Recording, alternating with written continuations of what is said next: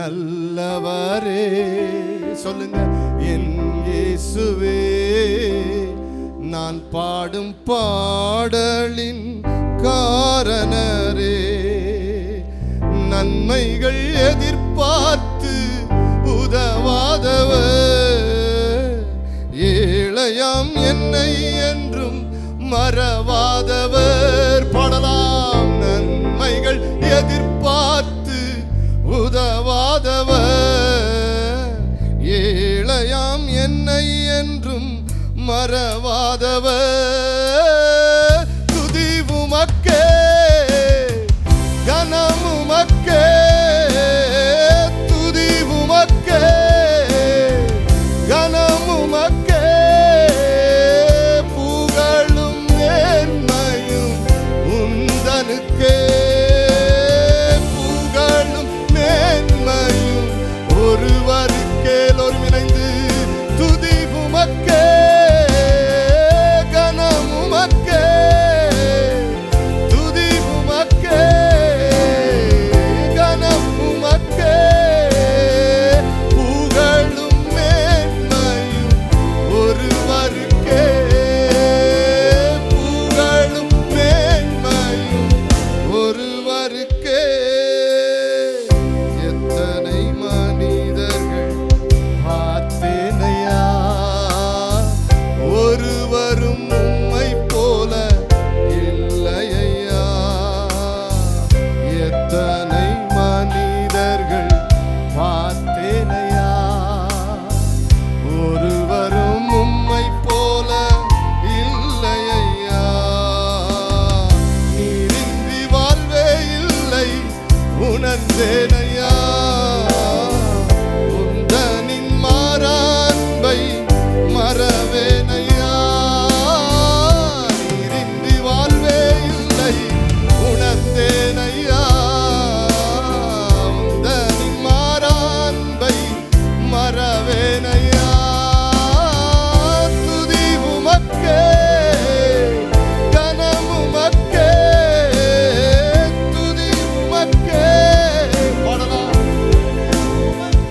புகழும் மேன்மை, புகழும் மேன்மையும் ஒருவருக்கே, புகழும் இயேசுவே. துதி உமக்கே, கனம்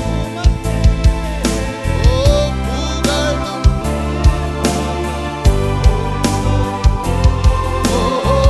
புகழும் மேன்மையும் ஒருவருக்கே.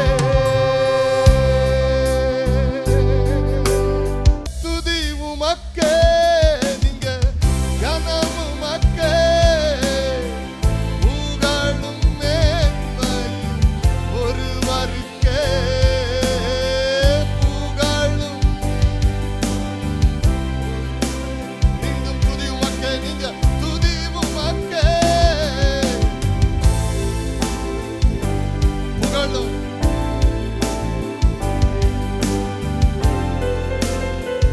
இன்னும் ஒரு விசை. புகழும் மேன்மையும் ஒருவருக்கே.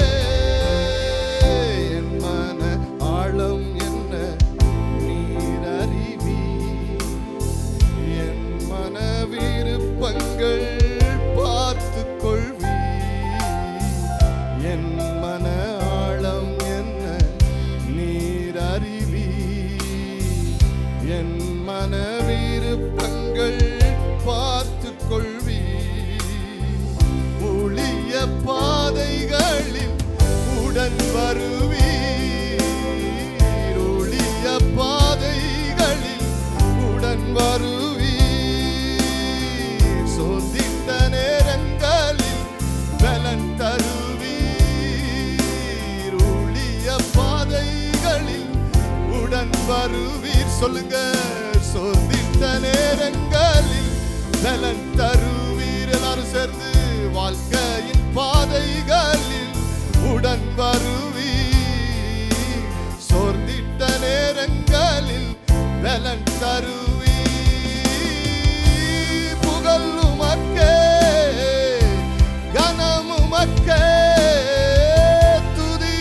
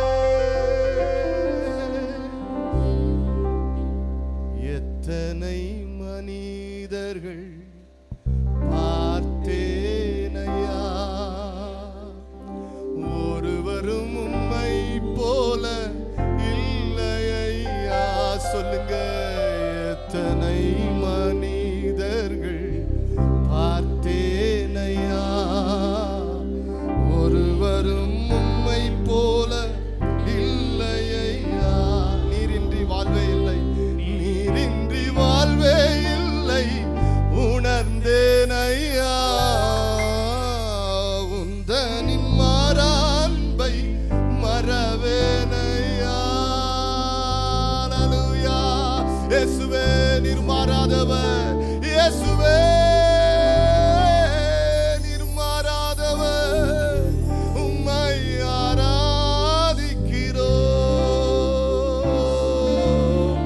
அல்லேலூயா, அல்லேலூயா, அல்லேலூயா,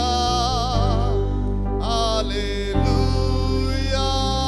எல்லோரும் இணைந்து அல்லேலூயா. Thank you Jesus. இந்த பிரசன்னம் ஒவ்வொருவரையும் தொடுவதாக, ஒவ்வொருவரையும் நிரப்புவதாக, ஒவ்வொருவரையும் நிரப்புவதாக. எல்லோரும் இணைந்து அல்லேலூயா, அல்லேலூயா,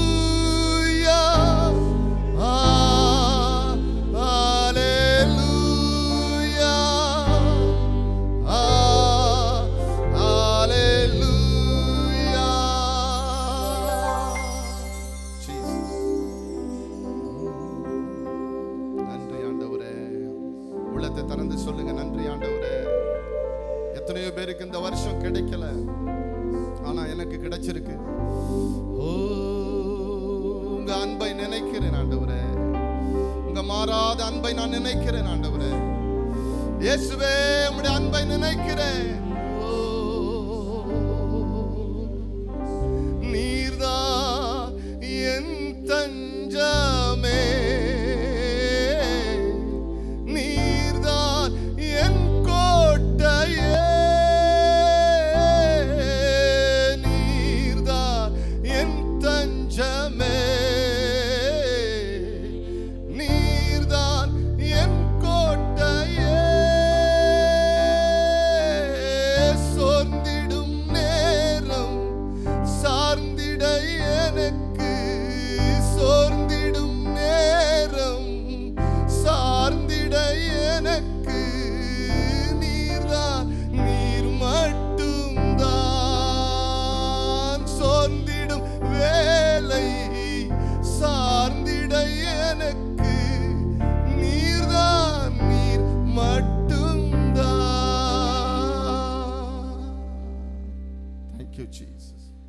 Thank you Jesus. உள்ளத்தை திறந்து சொல்லுங்களேன், உங்க நேசிக்கிற ஆண்டவரே. அந்த ஒரு வார்த்தை தான் உங்க மேல பிரசன்னத்தை கொண்டு வரும்.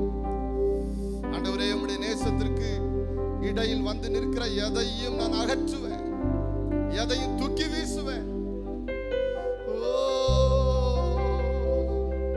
அல்லேலூயா சொல்லுங்க, அல்லேலூயா, அல்லேலூயா. ஆமென். ஆராதிப்போம். அல்லேலூயா, அல்லேலூயா, அல்லேலூயா. ஆமென். இன்னும் ஒரு விசை அல்லேலூயா. கரங்களை உயர்த்தி அசைத்து அல்லேலூயா. எல்லோரும் கரங்களை உயர்த்தி அசைத்து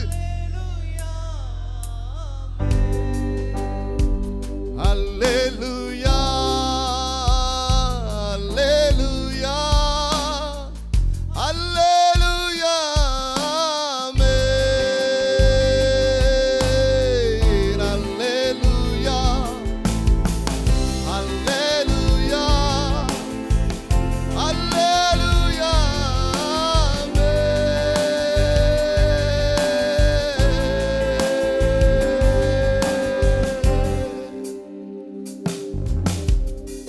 சோர்ந்திடும் வேலை சாய்ந்திட எனக்கு,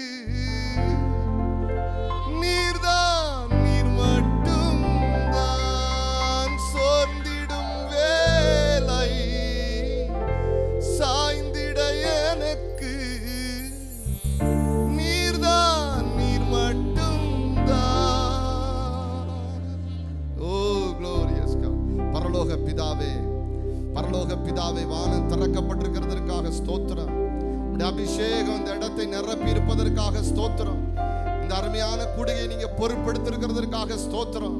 உம்முடைய எண்ணற்ற தேவதூதர்கள் இந்த இடத்தை நிரப்புகிறதற்காக. ஹalleluya, thank you Jesus. உம்முடைய மகிமை இந்த இடத்தை மூடுகிறதற்காக ஸ்தோத்திரம். வந்திருக்கிற ஒவ்வொருவர் மேல் ஹalleluya, ஹalleluya. உள்ளத்தை திறந்து ஸ்தோத்திரம் பண்ணுங்க. உள்ளத்தை திறந்து கர்த்தருடைய வல்லமை, கர்த்தருடைய பிரசன்னம், கர்த்தருடைய அபிஷேகம், கர்த்தருடைய துதிக்கும் வல்லமை இப்பொழுது ஒவ்வொருவர் மேல் இறங்குவதாக சுவாமி, இறங்குவதாக. இயேசு கிறிஸ்துவினுடைய மகிமை, இயேசு கிறிஸ்துவினுடைய மகிமை, இயேசு கிறிஸ்துவினுடைய மகிமை. ஓ ஹalleluya, ஹalleluya. வியாதிகள் மறையட்டும், பலவீனங்கள் மறையட்டும், வியாதிகள் மறையட்டும் இயேசுவின் நாமத்தில். பலவீனங்கள் மறையட்டும் இயேசுவின் நாமத்தில். பயங்கள் மறையட்டும் இயேசுவின் நாமத்தில். எல்லா போராட்டங்கள் இப்பொழுது விலகுவதாக இயேசுவின் நாமத்தில். ஒரு சமாதானத்தின் ஆவி இந்த வருஷ தொடக்கத்தில் இவர்கள் மேல் வந்து அமருவதாக. ஓ ஜீசஸ். ஓடா பாதா ராகா பாதா ராகா பாதா லாதா அல்கா தாமா ஷாதா ரிபா பாபா பாபா பாபா. ஹalleluya. விடுதலை, விடுதலை, விடுதலை, விடுதலை. ஆவியில விடுதலை உண்டாவதாக. ஆவியில இருக்கிற கட்டுகள் உடைக்கப்படுவதாக. ஆவியில இருக்கிற கட்டுப்பாடுகள் உடைக்கப்படுவதாக. இயேசுவின் நாமத்தில் ஒரு விடுதலையின் அபிஷேகம் இறங்கட்டும். பாஷை வரங்கள் மீண்டும் ஆமென் ரீஸ்டார்ட் ஆகட்டும் இயேசுவின் நாமத்தில். இயேசுவின் நாமத்தில் ஜெபிக்கிற அபிஷேகம், ஜெபிக்கிற ஆசை, ஜெபிக்கிற ஏக்கம், ஜெபிக்கிற பலன் இப்பொழுது ஒவ்வொருவரையும் நிரப்புவதாக, நிரப்புவதாக, நிரப்புவதாக, நிரப்புவதாக. ஸ்தோத்திரம், ஸ்தோத்திரம், ஸ்தோத்திரம், ஸ்தோத்திரம், ஸ்தோத்திரம். ஹalleluya. இதோ நான் மரித்தேன், ஆனாலும் சதா காலங்களில் உயிரோடு இருக்கிறேன் என்று சொன்ன இயேசு, உயிரோடு இருக்கிற இயேசுவின் நாமத்தில், உயிரோடு இருக்கிற இயேசுவின் நாமத்தில், உயிர்த்தெழுந்த இயேசுவின் நாமத்தில், இன்றைக்கும் ஜீவிக்கிற இயேசுவின் நாமத்தில்.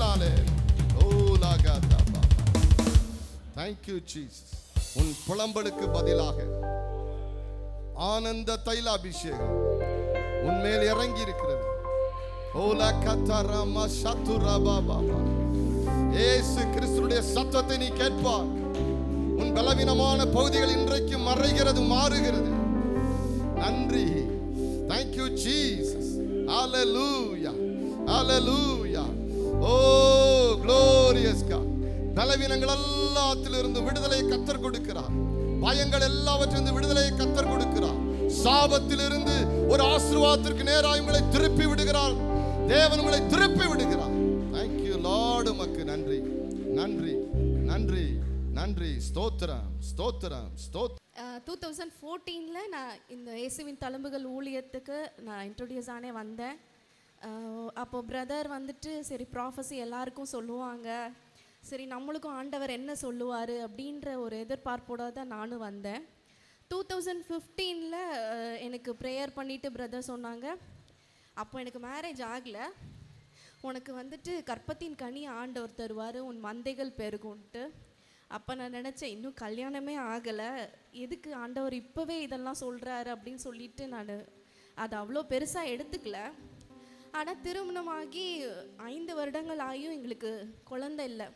ஆனால் இவர் சொன்னது மட்டும் எனக்கு ஞாபகம் இருக்கும், இப்படி எனக்கு சொன்னாங்களே, தீர்க்க தரிசனமாக சொன்னாங்களே, இன்னுமே இல்லையே அப்படின்னு சொல்லிட்டு நானே கொஞ்சம் கொஞ்சமாக இல்லை ஆண்டவர் தருவார் தருவார். நாங்கள் எல்லா மெடிக்கல் எதுக்குமே போனோம். ஆனால் எங்கள் 2 பேருமே செக் பண்ணிவிட்டு என்ன சொன்னாங்க, 2 பேருமே நல்லா இருக்கீங்க, ஆனால் ஏன் குழந்தை இல்லைன்னு எங்களுக்கே தெரில அப்படின்ட்டாங்க. அப்புறம் 2023 வந்துட்டு ஜான்வரி வந்துட்டு அந்த ஸ்டேஜ்லலாம் நாங்கள் எப்படி இருந்தோம்னா, நானும் என் ஹஸ்பண்டும் ரொம்ப மனசு ரொம்ப இதாகி, சரி நம்ம எப்படின்னா அடிக்கடி சூசைடல் தாட் வரும் எங்கள் 2 பேருக்குமே. எதுக்கு இனிமேலும் இப்படியே இது பண்ணிட்டு ஏதாவது வண்டி வந்துடுச்சிடாதா அப்படி ஒரு மைண்ட் செட். என்ன தான் நாங்கள் பிலீவராக இருந்தாலும் ஆண்டவரை பற்றி நல்லா தெரிஞ்சாலும் அந்த சோர்வு வந்துட்டு அப்படியெல்லாம் யோசிக்க வச்சிருச்சு.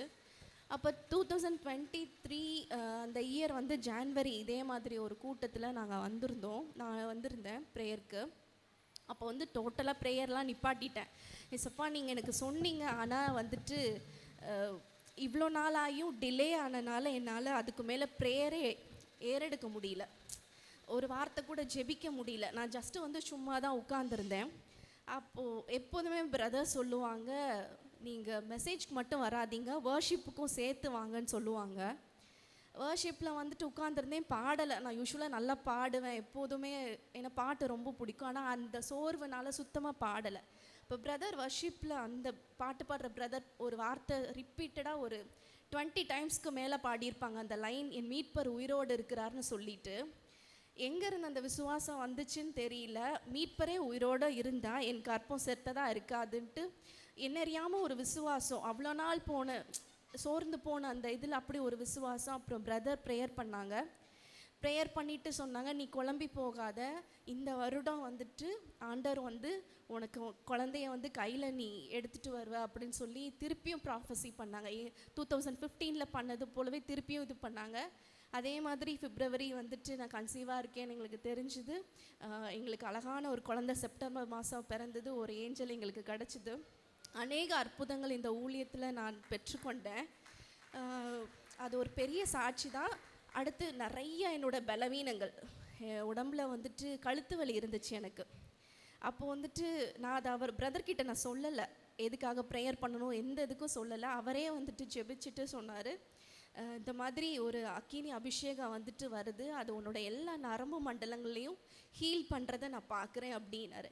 ஆனால் அவருக்கு நான் என்ன எதில் ஹீல் ஆனேன்றது அவருக்கு தெரியுமோ தெரியல எனக்கு. ஆனால் ஆண்டவர் எனக்கு சுகம் கொடுத்தாரு. இன்னொரு அற்புதமாக நான் நடக்கிறத நான் கண்டிப்பாக ஷேர் பண்ணணும். அவர் எப்போதுமே எல்லாருக்கும் வரிசையாக ப்ரேயர் பண்ணும்போது நான் நிற்பேன், ஆண்டவர் என்ன சொல்ல போகிறாரு நம்மளுக்கும் அப்படின்னு ஒரு எதிர்பார்ப்பு இருக்கும். அவர் முன்னாடி உள்ளவங்களுக்கெல்லாம் நல்ல அழகழகாக வசனங்கள் சொல்லுவார். கர்த்தர் வந்து உன்னை 1000 மடங்கு ஆசீர்வதிப்பார் அப்படின்ட்டு. நான் பின்னாடி நின்று யோசிப்பேன், அதில் ஒரே 1 மடங்கு இங்கிட்டு கொடுங்க ஏசப்பா, 1000 மடங்குலாம் வேண்டாம் அப்படின்ற ஒரு எண்ணம் எப்போதுமே இருக்கும். ஒரு மடங்காவது அதில் கொடுங்க அப்படின்ட்டு. ஆனால் பிரதர் எனக்கு ப்ரேயர் பண்ணிவிட்டு, நீ இன்னும் நல்லா ஜெபிக்கணும், கர்த்தரோட சத்தத்தை கேட்கணும் அப்படிம்பாரு. கொஞ்சம் டிசப்பாயின்மெண்ட்டாக தான் இருக்கும் எனக்கு. போயிடுவேன், சரி திருப்பி போய் ஜெபிச்சுட்டு வரலாம் அப்படின்ட்டு கொஞ்சம் ப்ரேயர் லைஃப்பை இன்க்ரீஸ் பண்ணிவிட்டு திருப்பியும் வருவேன். திருப்பியும் அதை சொன்னார். திருப்பியும் போய் ப்ரேயர் பண்ணிவிட்டு வந்தேன். அப்போ எப்படி ப்ரேயர் பண்ணுவேன்னா, சரி 1 மணி நேரம் ஆண்டவர் தானே நல்லா ஜெபிக்க சொன்னார், நல்லா சத்தத்தை கேட்க சொன்னார் அப்படின்ட்டு 1 hour வந்துட்டு எப்படா 1 மணி நேரம் ஆகும்னு சொல்லி இது டைமை பார்த்துட்டே ஜோம் பண்ணுவேன். கண்ணை திறந்து வச்சுட்டே அடிச்சிச்சுன்னா எந்திரிச்சிடுவேன் ப்ரேயர் விட்டு. அப்போ ப்ரேயருக்கு வந்தால் திருப்பியும் பிரதர் அதையும் மென்ஷன் பண்ணாங்க. என்ன சொன்னாங்கன்னா, நீ நேரத்தை பார்த்து ஜெபிக்காத, உண்மையாகவே ஜெபி அப்படின்ட்டு. நான் ஏன் இதை சொல்கிறேன்னா, வெறும் அற்புதங்கள் அடையாளங்களுக்கு மாத்திரம் இல்லை, என்னோட அந்த டைம் ஆஃப் பீரியடில் எனக்கு ஒரு நல்ல ஒரு கைடன்ஸ் ஆண்டவர் கொடுத்தாரு. அது வந்து ஒரு நல்ல தேவ மனிதரால் மாத்திரம்தான் கொடுக்க முடியும். உங்களுக்கு அது நடந்தது இது நடந்தது அப்படின்றதுக்காக இல்லை, ஒரு ஆண்டவரோட ஒரு நெருங்கின ரிலேஷன்ஷிப்க்கு அதை என்னை லீட் பண்ணுச்சு. அது எதுக்காக அப்படி சொன்னாருன்றதை நான் புரிந்து கொண்டேன். ஆண்டவரோட சத்தத்தை நான் கேட்கணுன்றதுக்காக தான் என்னை திரும்பி திரும்பி திரும்பி திரும்பி நீ ஜெபி, நீ சத்தத்தை கேளுன்னு சொன்னதை நான் புரிஞ்சுக்கிட்டேன். ஆண்டவர் என்னோடு பேசுனதை நான் பெற்றுக்கொண்டேன். அந்த கைடன்ஸ் தான் இன்ன வரைக்கும் என் லைஃப்பில் என்ன இது வந்தாலும் ஆண்டவரோட நெருங்குற அந்த அனுபவத்தை நான் கற்றுக்கொண்டதால் இன்னும் நான் அவருக்குள்ளே நெருங்கி வர எனக்கு உதவியாக இருந்தது. இந்த சாட்சிக்காக நன்றி செலுத்துகிறேன். என்னுடைய பெயர் பிரியா.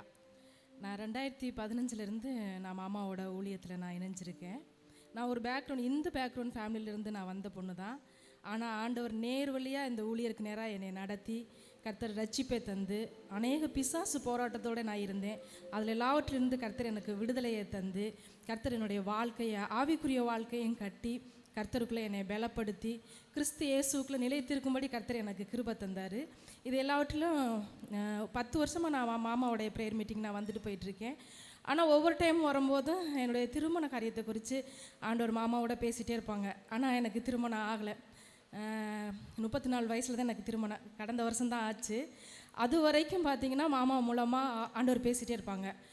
காத்திருன்னு சொல்லுவாங்க, நீ பட்டணத்தில் வாழ்க்கப்படுவேன்னு சொன்னாங்க. 4 முறை சொன்னாங்க குறிப்பாக, நீ பட்டணத்தில் தான் நீ வாழ்க்கப்படுவ, காத்துரு, இன்னும் அதிகமாக ஜெபி அப்படின்னு சொல்லிட்டு. சோர்ந்து போகாமல் பலப்பட்டு கர்த்தருக்குள்ளே நான் நின்று தொடர்ந்து ஜெபிக்கவும், கர்த்தருடைய வாக்கு தத்துவம் நிறைவேறும்படிக்கு காத்திருந்து அதை பெற்றுக்கொள்ளவும் கர்த்தர் எனக்கு கிருபை தந்தார். அவங்களுடைய வார்த்தையின்படியே கடந்த வருஷத்தில் கர்த்தர் எனக்கு திருமணத்தை தந்தார். அதோடு கூட கர்ப்பத்தின் கனியும் கர்த்தர் தந்து ஆசீர்வதிச்சிருக்கிறார். அதற்காக நான் கர்த்தருக்கு கோடான கோடி நன்றி செலுத்துகிறேன். அந்த சிஸ்டர் சொன்ன மாதிரி வெறும் அற்புதங்கள் அடையாளங்களுக்காக மட்டும் இல்லை, இந்த ஊழியர் ஆண்டவர் அதற்காக மாத்திரம் பயன்படுத்தலை. ஒரு தீர்க்க தரிசன சுவிசேஷ ஊழியம் தான் இந்த ஊழியத்தோட பேர். ஏன்னா நான் 10 வருஷமாக அவங்களோட இருக்கனால எனக்கு தெரியும், நம்முடைய தனிப்பட்ட வாழ்க்கையை குறித்து மாத்திரமல்ல, நம்முடைய ஆவிக்குரிய வாழ்க்கையை குறித்து, நம்முடைய குடும்ப காரியங்களை குறித்து, ஒவ்வொரு காரியத்தை குறித்தும் ஒவ்வொரு மாதமும் ஆண்டவர் வித்தியாசமாக பேசுவார். நம்ம என்ன சூழ்நிலையை நம்ம கடந்து போகிறோமோ அந்த சூழ்நிலை ஜபத்துக்கு வந்து அவங்ககிட்ட நம்ம ஜெபிக்கும் பொழுது அப்படியே கர்த்தர் பேசுவார். அந்த சூழ்நிலையை நம்ம தாண்டி போகவும் கர்த்தர் பலனையும் கிருபையும் தர்றதை நாங்கள் ஒவ்வொரு மாதமும் நாங்கள் அனுபவிச்சிருக்கோம். ஒரு மாதம் கூட நாங்கள் அந்த ப்ரேயர் மீட்டிங்கை நாங்கள் மிஸ் பண்ணதே கிடையாது. அந்தளவுக்கு ஆவியானுடைய வார்த்தை அவங்களுக்குள்ள இருந்து வெளிப்படும். நாங்கள் முழு குடும்பமாக கட்டப்படுறதுக்கு, ஏன்னா நாங்கள் எங்கள் அம்மாவும் நானும் எங்கள் அப்பா விட்டு நாங்கள் பிரிஞ்சிருந்தோம். எங்கள் அப்பா ரட்சிக்கப்படாமல் ஹிந்துவில் தான் இருந்தாங்க. கடந்த வருஷம் எங்கள் அப்பாவும் ரட்சிக்கப்பட்டு கர்த்தர் அந்த திருமண தடையும் நீக்கி கர்த்தர் திருமணத்தை கடந்த வருஷம் நடத்தி தந்தார். அதாவது இன்றைக்கு நாங்கள் கர்த்தருக்குள்ளே நிலைச்சிருக்கோம். நாங்கள் முழு குடும்பமாக இப்போ எங்கள் அப்பா ரட்சிக்கப்பட்டாங்க, முழு குடும்பமாக நாங்கள் கர்த்தருக்குள்ளே நிலைச்சிருக்கோம். அப்படின்னா ஊழியர் மூலமாக ஒவ்வொரு மாதமும் கர்த்தர் கொடுக்குற ஆலோசனை, கர்த்தர் கொடுக்குற செய்தி, தனி ஜெபத்தில் மாத்திரம் இல்லை, செய்தியிலையும் கர்த்தருடைய ஆவியானவர் அருமையாக பேசுவார். நம்ம என்ன சூழ்நிலையில் வந்திருக்கோமோ அதை அப்படியே பேசுவார். அதனால் நாங்கள் ஒரு மாதம் கூட அந்த ப்ரேயரை நாங்கள் மிஸ் பண்ணது கிடையாது. நாங்கள் அவ்வளோ வாஞ்சையாக ஒவ்வொரு மாதமும் நாங்கள் வருவோம் உபவாசத்தோடு. இன்றைக்கி என்ன ஆண்டவர் பேசுவார், இந்த மாதம் ஆண்டவர் என்ன நம்மக்கிட்ட பேசுவார் அப்படின்னு சொல்லி நாங்கள் வந்தோம். அதாவது தீர்க்க தரிசனம் இல்லாத இடத்துல ஜனங்கள் சீர்கெட்டு போவார்கள்னு வேதம் சொல்லுது. அது அப்படியே 100க்கு 100 உண்மை. கண்டிப்பாக நல்ல ஒரு தீர்க்க தரிசன ஆலோசனை மாத்திரம் இல்லை, ஆவிக்குரிய மன்னாவை 100க்கு 100% நாங்கள் மாமா மீட்டிங்கில் நாங்கள் அனுபவிச்சிருக்கோம். கர்த்தர் அவ்வளோ நன்மைகளை ஆசீர்வாதங்களை எங்களுக்கு கர்த்தர் செஞ்சுருக்கார் இந்த ஊழியத்தின் மூலமாக. அதுக்காக நான் கர்த்தருக்கு நன்றி செலுத்துகிறேன். நாமத்திற்கு சோதரம் உண்டாவதாக. கடந்த 2011 எங்கள் அப்பா தவறிட்டாங்க. எங்கள் அப்பா தவறினோன்னே எங்களுக்கு வாழ்க்கையில் எங்களுக்கு இருந்த பெரிய பிடிப்பே எங்கள் அப்பா தான். அவர் 2011 இருந்தது எங்களுக்கு அவ்வளோக்கா எதுவுமே தெரியாது. எங்கள் வீட்டில் மொத்தம் 7 பிள்ளைங்க. 7 பிள்ளைங்களில் நாங்கள் ரசிக்கப்பட்டது நானும் என் தங்கச்சி மட்டும்தான் ரசிக்கப்பட்டோம். ஆனால் எங்கள் அப்பா இறந்து 2011 அப்புறம் எங்களுக்கு லைஃபே ரொம்ப கஷ்டமாக போயிடுச்சு. நாங்கள் ஒரு இந்து ஃபேமிலி தான். என்ன பண்ண போகிறோம், எப்படி வாழ போகிறோம் அப்படின்லாம். ஏன்னா கொஞ்சம் கடன்லாம் வேறு இருந்துச்சு எங்களுக்கு. அக்காங்களை கல்யாணம் பண்ணி கொடுத்த கடன்லாம் இருந்துச்சு. எங்கள் அண்ணங்களும் கல்யாணம் பண்ணிட்டு தனியாக போயிட்டாங்க. நானும் என் தங்கச்சி மட்டும்தான் இருந்தோம். எங்கள் அப்பா இறந்து ஒரு 6 மாதத்துலேயே எங்கள் அண்ணங்க 2 பேருமே கல்யாணம் பண்ணிட்டு போயிட்டாங்க. நான், எங்கள் அம்மா, என் தங்கச்சி 3 பேர் மட்டும்தான் இருந்தோம். எங்களுக்கு லைஃப் ரன் பண்ணுறது ரொம்ப கஷ்டமாக இருந்துச்சு. அப்புறம் டியூஷன்லாம் எடுத்தோம், எல்லாம் பண்ணோம். ஆண்டவரை பற்றி எங்களுக்கு தெரியும், ஆனால் அந்தளவுக்கு ஆண்டவர் மேலே ஒரு ஈடுபாடு எங்களுக்கு இல்லை. அப்புறம் என்னோடய ஃப்ரெண்டு, எங்களோட லேப் டெக்னீஷியன் என் கூட படித்த ஃப்ரெண்டு துரைராஜ் மூலயமா தான் அண்ணன் பழக்கம் கிடச்சிச்சு. அவரை ஒரு ஈவினிங் தான் நானும் என் தங்கச்சியும் போய் பார்க்க போனோம். அப்போது அவர் ரூமில் ஒரு ஸ்க்ரீன் மாதிரி மேலே போட்டிருந்தாங்க. அந்த ஸ்க்ரீனை திறந்துட்டு அவர் வந்தார். வந்தோடனே எனக்கு ஏதோ மனசுக்குள்ளே ஒரு சமாதானம். இது வரைக்கும் வாழ்க்கையில் பார்க்காத யாரையோ ஒருத்தர் நம்ம பார்த்துருக்கோம். ஏதோ ஒரு ரொம்ப அக்கறையாக இருக்கிற மாதிரி ஏதோ ஒரு காட் ப்ரெசன்ஸ் அவர் முகத்தில் தெரிஞ்சிச்சு. எத்தனையோ பேர்த்துட்டு நாங்கள் சுவிசேஷம் கேட்டிருக்கோம். ஆனால் அவர் அன்றைக்கி வந்ததுக்கப்புறம் அவரோட வார்த்தைக்கு கீழ்ப்படியாக தான் மனசு ஃபுல்லாக சொல்லிகிட்டே இருந்துச்சு. எதையுமே எங்கள் மனசு அவாய்ட் பண்ண சொல்லலை. அவர் சொல்கிறபடியே நாங்கள் கேட்டோம். எங்களை ரட்சிப்புக்குள்ளே அவர் தான் நடத்தினார். நீங்கள் ஒரு சபைக்கு போகணும், ஆண்டவர் தெரிஞ்சுக்கிட்டால் மட்டும் பத்தாது, ஒரு சபையில் போய் ஞானஸ்நானம் எடுத்து ஒரு சபையில் அங்கத்தினராக ஆகணும் அப்படின்னு சொன்னாங்க. அப்புறம் தொடர்ந்து அண்ணன் பிரேயருக்கு நாங்கள் வந்துக்கிட்டே இருந்தோம். ஒரு விடுதலை மாலை பிரேயர் ஞாயிற்றுக்கிழமை சாயந்தரத்தில் நடக்கும் அண்ணன் வீட்டு மாடியில். அப்போ எனக்கு ப்ரேயர் பண்ணுறப்போ அண்ணன் சொன்னாங்க, உங்களுக்கு ஒரு பூர்வீக சொத்து இருக்குதுன்னு சொல்லிட்டு ஆண்டவர் வெளிப்படுத்துகிறார் தம்பி அப்படின்னாரு. எனக்கு ஏன்னா எங்கள் அப்பா இறந்தப்போ எங்களுக்கு எந்த ப்ராப்பர்ட்டியுமே இல்லை. இருந்த ப்ராப்பர்ட்டிலாம் விற்று தான் எங்கள் அக்காங்களை கல்யாணம் பண்ணி கொடுத்தாரு. என் தங்கச்சியை நான் அப்படி இப்படின்னு பிரட்டி தான் போய் கல்யாணம் பண்ணி கொடுத்தேன். அந்த நேரத்தில் ரொம்ப ஸ்ட்ரகிளாக இருந்துச்சு. அப்போ நம்மளுக்கு பூர்வீக சொத்துலாம் எதுவுமே இல்லையே அப்படின்னு சொல்லிட்டு இல்லைண்ணே அப்படின்னே. அண்ணா இல்லை தம்பி, ஆண்டவர் வெளிப்படுத்துகிறாரு, அதனால தான் நான் சொன்னேன், ஜெபம் பண்ணிக்குவோம் அப்படின்னாரு. சரின்னு சொல்லிவிட்டு அப்புறம் நாங்கள் அப்படியே ஜெபம் பண்ணிகிட்டே இருந்தோம். உடனே நான் அந்த ரிசல்ட் எங்களுக்கு தெரியல. ஒரு 8 மாதம் கழித்து பார்த்தீங்கன்னா எங்கள் அக்கா பையன் மாமா உங்கள் அப்பா பேரில் ஒரு டாக்குமெண்ட் இருக்குது, ஒரு பூர்வீக சொத்து இருக்குது அப்படின்னா. அதை கேட்டோன்னே தான் எனக்கு அண்ணன் சொன்ன ஞாபகம் வந்துச்சு. சரி, கர்த்தர் ஊழியக்காரர் மூலயமா நம்மளுக்கு வெளிப்படுத்தின தீர்க்க தரிசனம் கரெக்டாக வார்க்கு பழிச்சிருக்கு அப்படின்ட்டு அப்புறம் அண்ணனுக்கு உடனே ஃபோன் பண்ணி சொன்னேன். ஆனால் இது மாதிரி சொல்கிறாங்க அப்படின்னா, அதான் தம்பி ஆண்டவர் அதான் உனக்கு முன்கூட்டியே வெளிப்படுத்தியிருக்காரு, ஜெபம் பண்ணுங்க அப்படின்னாங்க. அந்த லேண்டு உடனே எங்களால் ஆக்குபேஷன் பண்ண முடியல. ஏன்னா எங்கள் பெரியப்பா பையன்தான் அதை நாங்களாம் சின்ன பிள்ளையா விவரம் தெரியாத காலத்துலேயே எங்கள் அப்பாட்ட இருந்து பிடுங்கியிருக்காரு. ஏதோ பண்ணி பிடுங்கிட்டாரு. அது அவங்களாம் கொஞ்சம் எதுக்கு எடுத்தாலும் சண்டைக்கு கத்தி ஈட்டி இது மாதிரி தான் எடுத்துகிட்டு வர பசங்க. சாஃப்டாலாம் இருக்க மாட்டாங்க எங்கள் பெரியப்பா பசங்க. எடுத்த உடனே அடிச்சுட்டு தான் வேலை பார்ப்பாங்க. அந்த மாதிரி ஒரு ரவுடிசமான ஆட்கள். அவங்கள்ட்ட இருக்கிறத நம்ம எப்படி பண்ணுறதுன்னு தெரியலன்னா அண்ணன்ட்ட கேட்டப்போ அண்ணன் சொன்னார், ஜெபம் பண்ணிக்கலாம் தம்பின்னு சொன்னோடனே அப்புறம் அண்ணன் வீட்டில் ஒரு 21 நாள் உபவாச ஜெபம் வருஷம் நடக்கும். அந்த 21 நாள் உபவாச ஜெபத்தில் நான் கலந்துக்கிட்டு கரெக்டாக ஒரு 15 நாள் முடிஞ்ச உடனே இந்த ப்ராசஸை குறித்து ஆண்டவர் எனக்கு தைரியமாக நீ பண்ணி யாருக்கும் பயப்படாத அப்படின்னாரு. சரி ஆண்டவர் சொல்லிட்டாரு நம்ம பயப்படக்கூடாது அப்படின்னு சொல்லிட்டு அந்த ப்ராசஸில் இறங்கி வேலை பார்த்தேன். கடைசியாக 21 நாள் ப்ரேயர் முடிகிறப்போ அந்த இடத்த நாங்கள் டாக்குமெண்ட் பண்ணிட்டோம், பத்திரப்பதிவு பண்ணிட்டோம் ஆண்டவரோட கிருபையினால். அப்புறம் எங்கள் பெரியப்பா பையன் வந்து என்கிட்ட கேட்டார், என்கிட்ட ஏதாவது ஒரு வார்த்தை சொல்லியிருக்கலாம்ல அப்படின்னாரு. இல்லை உங்களுக்கு எங்களுக்கு பேச்சுவார்த்தை இல்லை, நீங்கள் கொஞ்சம் இதாக இருக்கிற ஆட்கள், ஏன்னா அவங்க ஏற்கனவே எங்களுக்கு நிறைய இடங்கள் பிடுங்கிட்டாங்க சின்ன வயசுலேயே. இல்லை ஏக்கர் கணக்கில் நிறையா இருந்துச்சு, எல்லாத்தையுமே பிடுங்கிட்டாங்க. அதனால் அவங்கள்ட்ட நம்ம சொல்ல வேணாலும் எழுதிட்டோம். அப்புறம் அவரே சரி உங்களோட இடத்த நீங்கள் எடுத்துக்கங்க அப்படின்னு சொன்னார். அப்புறம் அதை ஆண்டவர் கிருபையில் நல்லபடியாக போய் வேலி போட்டு அந்த பஞ்சப்பூர் பைபாஸ் போகிற வழியில் கொஞ்சம் ஒரு 1/2 கிலோமீட்டருக்குள்ளேயே அந்த இடம் இருக்குது, ஆண்டவர் கொடுத்துருக்காரு. நம்ம சொத்தை எதிர்பார்க்கல, ஆனாலும் ஆண்டவர் நம்மளுக்கு தர ஆசீர்வாதத்தை உலகத்தில் எந்த மனிதனாலையும் தடுக்க முடியாது. அது ஊழியக்காரர் மூலயமா ஆண்டவர் எனக்கு நிறையா விஷயத்தில் செஞ்சிட்ருக்காரு. ஊழியக்காரருக்கு நான் ரொம்ப நன்றி சொல்கிறேன். ஏன்னா நாங்கள் தவறி விழுந்த நேரத்துலலாம் அவர் தான் தூக்கி எடுத்து ஆலோசனை கொடுப்பாரு, கைட் பண்ணுவார். இன்னமும் அவங்களோட டச்சப்பில் தான் இருக்கிறோம். நல்ல ஒரு ஆவிக்குரிய வாழ்க்கைக்காக இருக்கட்டும், குடும்ப வாழ்க்கைக்காக இருக்கட்டும், நல்ல ஒரு கைடன்ஸ் கொடுத்து நம்மளை வழி நடத்துறதுல இருக்கார். ஆண்டவர் மூலிமா அவர்கிட்ட செய்கிற விசேஷித்த வரம் அவர்கிட்ட இருக்குது. அதை நான் நிறைய விஷயத்தில் பார்த்துருக்கேன். ஸ்டார்டிங்கில் நான் கூட கொஞ்சம் சந்தேகப்படுவேன், என்ன தீர்க்க தரிசனம் சொல்கிறாங்களே உண்மையானு. ஆனால் அவர் மூலயமா எனக்கு ஆண்டவர் சொன்ன இந்த காரியம் இல்லை, நிறையா காரியங்கள் நடந்திருக்கு. அது ஒன்று தான் இப்போ நான் சொல்கிறேன், நிறைய காரியங்கள் இருக்குது. அதனால் ஆண்டவர் இந்த ஊழியத்தோடு நம்மளை இழைச்சதுக்காக நான் ரொம்ப நன்றி சொல்கிறேன். இங்கே இருக்க ஒவ்வொருவரும் இங்கே இந்த ஊழியத்தோடு இணைக்கப்பட்டிருக்கிறதுக்கு ஒரு நோக்கம் கண்டிப்பாக இருக்கும். அதை கத்தட்ட ஜெபம் பண்ணி நம்ம எல்லோரும் பிரதரோடு பயணிக்கணும்னு ஆசைப்பட்றேன். தேங்க்யூ. மான்கால்களை தந்தீரையா, மதில்களை தாண்டிடுவேன். நினைத்து பார்க்காத உயரங்கட்காய் நித்தமும் நன்றி சொல்வேன். மான்கால்களை தந்தீரையா, மதில்களை தாண்டிடுவேன். நினைத்து பார்க்காத உயரங்கட்காய் நித்தமும் நன்றி சொல்வேன். நன்றி நன்றி நன்றி நன்றி நன்றி, நித்தம் ஓயாமல் பாடுவேன் நன்றி. நன்றி நன்றி நன்றி நன்றி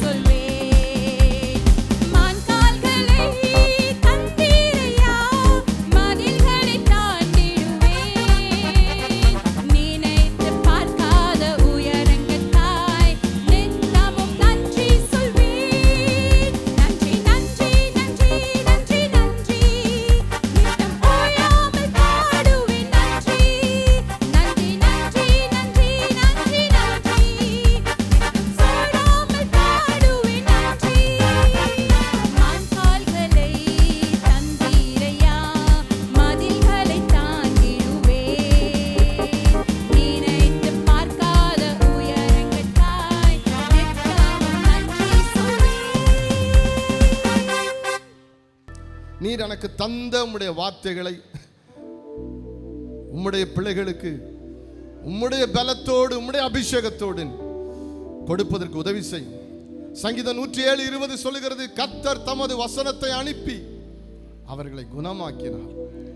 வசனம் ஆண்டவரே அப்பா, வானத்திலிருந்து மழை கீழே வந்து புல்லையும் பூண்டையும் முளைப்பிக்கிறதை போல உம்மிடத்திலிருந்து புறப்பட்டு வருகிற வார்த்தையும் ஒன்றை செய்யாமல் உம்மிடத்தில் திரும்புவதில்லை. வசனத்தை பேசிக் கொண்டிருக்கும் பொழுது, பேதுரு பேசிக் கொண்டிருக்கும் பொழுது பரிசுத்த ஆவியினால் ஜனங்கள் தொடப்பட்டார்கள், நிரப்பப்பட்டார்கள். அப்பா, இப்பொழுதே அந்த வார்த்தையின் வல்லமை கிரியை செய்ய ஜெபிக்கிறேன். இயேசுவின் மூலம் ஜெபம் பண்ணுகிறேன் எங்கள் ஜீவனுள்ள நல்ல பிதாவே. ஆமேன், ஆமேன், ஆமேன். தேவ சமூகத்தில் நான் இந்த நாட்களில் அதிகமாய் காத்திருந்து, ஒவ்வொரு வருஷமும் தேவ சமூகத்தில் காத்திருந்து கர்த்தருடைய வாக்குத்தத்தத்தின் வார்த்தையை நான் எடுப்பது வழக்கம். எப்பொழுதுமே கர்த்தர் முன்கூட்டியே அதை சொல்றதில்லை. கடைசியில் நீண்ட ஜபங்களை என்னிடத்தில் வாங்கிட்டு அதுக்கப்புறம் அதற்கு ரிவார்டா அந்த வாக்குத்தத்தத்தை கொடுப்பார். அதனால எனக்கு ஒரு சந்தோஷம், ஒரு நிச்சயம் இருக்கிறது. என் சொந்த வார்த்தையை என் மூளையிலிருந்து அல்லது எங்கே இருந்தோ எடுத்துக்கொண்டு வந்த வார்த்தையை உங்களுக்கு நான் பிரசங்கிக்கவில்லை என்கிற ஒரு நிச்சயத்தோடு இன்றைக்கு தேவ சமூகத்தில் நான் நிற்கிறேன். இந்த வசனம் உங்கள் உள்ளத்தை திறக்கும் போது அதற்கு நீங்கள் கீழ்ப்படுவீர்களானால் உங்களை ஆறுதல் படுத்துவது மாத்திரமல்ல, உங்களுடைய வாழ்க்கையில் அது அற்புதத்தை கொண்டு வரும். அதை உங்களை உருவாக்கும், உங்களை ஆசீர்வதிக்கும். வாசிக்கலாம். சங்கீதங்களின் புஸ்தகம் 126 சங்கீதம் 5 வசனத்தை ஆண்டவர் கொடுத்தார். சங்கீதம் 126:5 வாசிக்க கேட்போம். யார் யாரெல்லாம் கண்ணீரோடு விதைக்கிறார்களோ அவர்கள் கம்பீரத்தோடு அறுப்பார்கள் என்று வேதம் சொல்லுகிறது. The year of harvest and reap. இந்த வருஷத்தை குறித்து நாம் சொல்ல வேண்டும் என்றால் இது ஒரு அறுவடையின் ஆண்டு. எதையெல்லாம் நீங்கள் விதைத்தீர்களோ அவைகளுக்கான அறுவடையை கர்த்தர் இந்த ஆண்டில் வைத்திருக்கிறார். இனி வரும் ஆண்டுகளிலே கர்த்தர் வைத்திருக்கிறார். வேதம் எப்படி சொல்லுகிறது பாருங்க. அந்த வசனத்தை கவனிப்பீர்களானால், ஒரு மனிதன் விதைக்கும் போது எப்படி விதைக்கிறானா? சந்தோஷத்தோடு விதைக்கல, கண்ணீரோடு விதைக்கிறான். அவன் விதைப்பிலே ஒரு கண்ணீர் உண்டாகிறது. அவன் நிலத்திலே போய் விதையை விதைக்கும் போது ஒரு சாதாரணமாக விதைக்கல, அவன் அந்த விதையோடு சேர்ந்து அவனுடைய கண்ணீரும் சேர்ந்து அந்த நிலத்தில் விதைக்கப்படுகிறது. கண்ணீரோடு அவன் அதை விதைக்கிறான். ஆகவேதான் அதன் வசனம், அடுத்த வசனம் சொல்லுகிறது, அள்ளி தூவும் விதையை சுமக்கிறவன் அழுது கொண்டே போகிறான். விதைப்பிலே 2 வகை உண்டு. இவைகளை நான் என்னோடு கூட இருக்கிற அருமையான பிரதர் அலெக்ஸ் அவங்க மூலமாக தான் கற்றுக்கிட்டேன். எனக்கும் விவசாயத்துக்கும் எந்த சம்மந்தமும் இல்லை. ஆனால் என்னோடு கூட பல வருஷங்களாக விவசாயத்தில் ஈடுபடுற ஒருத்தர் என் கூடவே இருக்கிறார். அவங்க வயலில் போய் நான் ஜெபிக்கிற வழக்கம் உண்டு. ஆகவே அதிலிருந்து நிறையா கற்றுக்கிட்டேன். 2, 1 ஓர் இடத்தை தெரிந்து கொண்டு அதிலே போய் விதைகளை விதைத்து, விதை நெல்லை விதைத்து பிற்பாடு அது நாற்றாங்கால் ஆனதற்கு பிற்பாடு அதை பிடுங்கி இருக்கிற மற்ற வயல்களில் எல்லாம் அந்த நாற்றாங்காலை ஊன்றுவார்கள். அது ஒரு விதைப்பு. அதை தான் வசனம் சொல்லுகிறது, கண்ணீரோடு விதைக்கிற விதைப்பு. அடுத்த வசனம் சொல்லுகிறது அள்ளி தூவும் விதைப்பு. இன்னொரு விதமான விதைப்பு. அது விதை நெல்லை எடுத்துக்கொண்டு எந்த நிலத்திலே விளைச்சல் வேண்டுமோ அந்த நிலத்திற்கே நேராக போய் அதை அள்ளி தூவி விதைப்பார்கள். அது அந்த நிலத்தின் தன்மையை பிடித்துக்கொண்டு, மண்ணை பிடித்துக்கொண்டு, மண் வளத்தை பிடித்துக்கொண்டு பற்றி எழும்பி அது வளர ஆரம்பிக்கும். அங்கேயும் வசனம் சொல்லுகிறது, அள்ளி தூவும் விதையை சுமக்கிறவன் எப்படி கொண்டு போகிறான்? அழுது கொண்டே போகிறான். முந்தின வசனம் சொல்லுகிறது, கண்ணீரோடு விதைக்கிறவர்கள். விதைக்கிற வேலை எப்பொழுதுமே, அல்லது விதையை தூவுகிற வேலை எப்பொழுதுமே அழுகையும் கண்ணீருமா இருக்கிறது என்று வேதம் தெளிவாக சொல்லுகிறது. இப்போ இந்த வசனத்திலிருந்து நாம் என்ன கற்றுக்கொள்ளுகிறோம்? நாம் எவ்வளவு கண்ணீரோடும் எவ்வளவு பிரயாசத்தோடும் நாம் ஒரு காரியத்தை செய்கிறோமோ அந்த காரியம் செய்யும் போது அழுகையை கொடுக்கலாம். அந்த காரியத்தை நாம் செய்யும் போது அது வேதனையை கொடுக்கலாம், அல்லது ரொம்ப கடுமையான வேலையாக இருக்கலாம், பிரயாசப்படுற ஒரு வேலையாக இருக்கலாம், சாதாரணமானதாக இல்லாமல் இருக்கலாம். ஆனால் அதனுடைய முடிவு ஒரு பெரிய சந்தோஷத்தை, ஒரு பெரிய நம்பிக்கையை, ஒரு கம்பீரத்தை அது கொண்டு வருகிறது என்று சங்கீதங்களின் புஸ்தகம் 126:5-6 வசனங்கள் சொல்லுகிறது. அப்ப யார் யாரெல்லாம் கண்ணீரோடும் பிரயாசத்தோடும் ஒரு காரியத்தை செய்கிறார்களோ அவர்கள் அதை செய்யும் போது ஒன்றை நினைத்து கொள்ளணும், இப்பொழுது நான் கண்ணீரோடு இதை செய்கிறேன், இப்போ நான் பிரயாசத்தோடு இதை செய்கிறேன், ஆனால் நாள் ஒன்று வரும் என்னை கர்த்தர் மகிழ்ச்சியாக்குவார், நாள் ஒன்று வரும் தேவன் என்னை மகிழ்ச்சியாக்கி கம்பீரமாக்கி என்னை சந்தோஷப்படுத்தி என்னை கலிகூற செய்கிற காலம் வரும். ஆகவே இப்பொழுது நான் விதைக்கிற இந்த விதைப்பில் இருக்கிற கடினங்களை, விதைப்பில் இருக்கிற வேதனைகளை, விதைப்பில் இருக்கிற கண்ணீரை, தியாகத்தை, பிரயாசத்தை, அதிக வேலை பளுவை நான் ஒரு நாளும் என்ன செய்ய மாட்டேன், நான் அதை நினைத்து துக்கப்பட மாட்டேன். எனக்கு ஒரு நம்பிக்கை இருக்கிறது, என்னுடைய அறுவடையின் முடிவு சந்தோஷத்தை கொடுக்கும், கம்பீரத்தை கொடுக்கும் என்கிற அந்த நம்பிக்கையோடு ஒரு மனிதன் விதைக்க வேண்டும் என்று வேதம் சொல்லுகிறது. கண்ணீரோடு விதைக்கிற காரியத்தை குறித்து வேதத்திலிருந்து உங்களுக்கு சில காரியங்களை காண்பித்து கொடுத்து ஜெபிக்க விரும்புகிறேன். ஆதியாகமத்தின் புஸ்தகம் 31ஆம் அதிகாரத்தில் யாக்கோபு என்கிற தேவ மனிதன், கர்த்தருடைய மனுஷன், அவன் என்ன சொல்லுகிறான் வாசிக்க கேட்போம். ஆதியாகமத்தின் புஸ்தகம் 31:38 வசனத்திலிருந்து வாசிக்க கேட்போம். இந்த 20 வருஷ காலமாய் லாபானே என் மாமனாரே, இந்த 20 வருஷ காலமாய் நான் உம்மிடத்தில் இருந்தேன், உம்மிடத்தில் நான் இருந்தேன். உம்முடைய செம்மறி ஆடுகளும் உம்முடைய செம்மறி ஆடுகளும் வெள்ளாடுகளும் சினை அழியவில்லை, சினை அழியவில்லை. உம்முடைய மந்தையின் கடாக்கள் நான் தின்னவும் இல்லை, உம்முடைய மந்தையின் கடாக்களை நான் தின்னவில்லை. பீருண்டதை நான் உம்மிடத்தில் கொண்டு வராமல், ஆமென், செத்து போனதை உம்மிடத்தில் கொண்டு வராமல், அதற்காக நான் உத்தரவாதம் பண்ணினேன், அதற்காக நான் அந்த பாதுகாப்பிற்கு உத்தரவாதத்தை எடுத்தேன். பகலில் களவு போனதையோ, பகலிலே திருட்டு போனதையும், இரவில் களவு போனதையோ, இரவில் திருட்டு போனதையும் என் கையில் கேட்டு வாங்கினீர், என் கையில் கேட்டு வாங்கினீர். பகலிலே வெயிலிலோ, வாசிக்க கேட்க வேண்டிய மிக முக்கியமான வார்த்தை அதுதான். பகலில் வெயிலும், இரவிலே குளிரும் என்னை பட்சித்தது, இரவு நேரத்தில் குளிரும் என்னை பட்சித்தது. நித்திரை என் கண்களுக்கு தூரமாய் இருந்தது, நித்திரை என் கண்களுக்கு தூரமாய் இருந்தது. இவ்விதமாய் பாடுபட்டு, இவ்விதமாய் நான் பாடுபட்டேன்.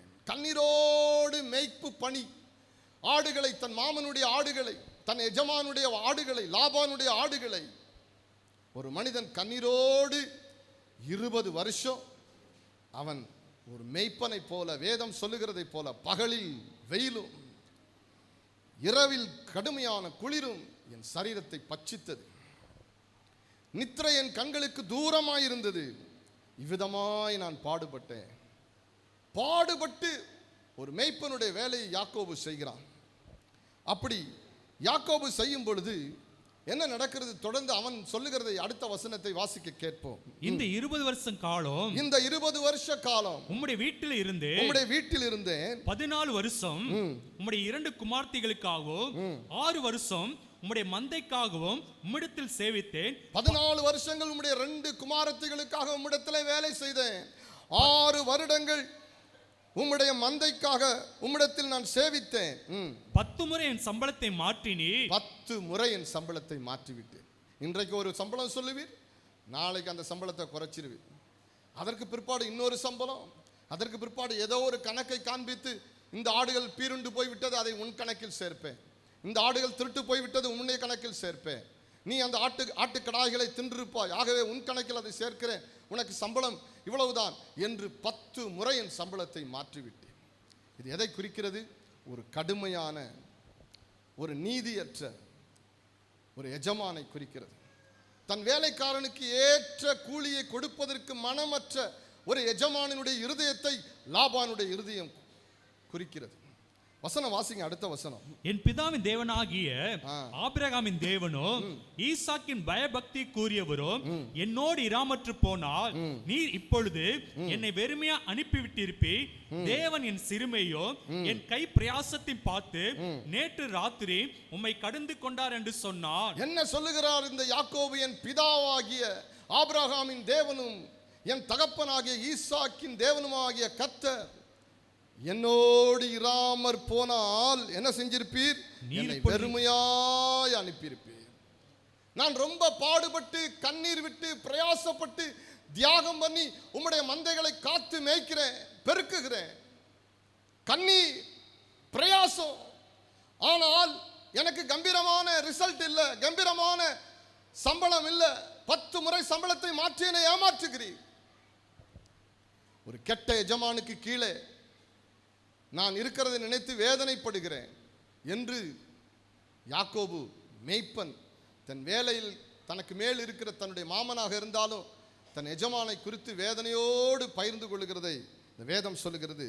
அதில் கவனிக்க வேண்டிய காரியம் என்னவென்றால், ஆபிரகாமின் தேவனும் என் பிதாவாகிய என் தாத்தாவாகிய ஆபிரகாமின் தேவனும் என் தகப்பனாகிய ஈசாக்கின் பயபக்திக்குரியவன். ஹல்லேலூயா, ஆமென். யாக்கோபு சொன்னான், என் தகப்பனாகிய பிதா, என் பிதாவாகிய என்னுடைய தாத்தாவாகிய ஆபிரகாமின் தேவன், என் ஈசாக்காகிய என் தகப்பனுடைய பயபக்திக்குரிய தேவன் என்னோடு இருக்கிறார். அதனால் நீர் என்னை வெறுமையாய் அனுப்ப முடியல. உன்னுடைய இருதயம் என்னை எப்படியாவது வெறுமையா அனுப்பிடணும், என்னை ஒண்ணுமில்லாம ஆக்கிடணும், என்னை நிர்வாணப்படுத்த வேண்டும் என்கிற மனநிலை உமக்கு உண்டு. அப்படிப்பட்ட மனநிலையில் இருக்கிற உம்மிடத்திலே நான் 20 வருஷங்கள் இருந்திருக்கிறேன்.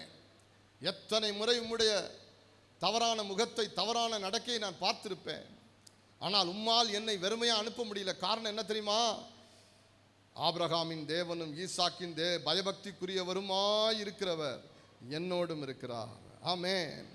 இந்த கூட்டத்தில் இருக்கிற உங்களை பார்த்து நான் கேட்கக்கூடிய காரியம் என்னவென்று சொன்னால், நீங்கள் ஒரு பாரம்பரிய கிறிஸ்தவராக இருக்கலாம், அல்லது நீங்கள் ஆண்டவராக இயேசு கிறிஸ்துவை அறிந்து கொண்டு அவரை நீங்கள் பின்பற்றி அவரோடு நடக்கிறவர்களாக இருக்கலாம்.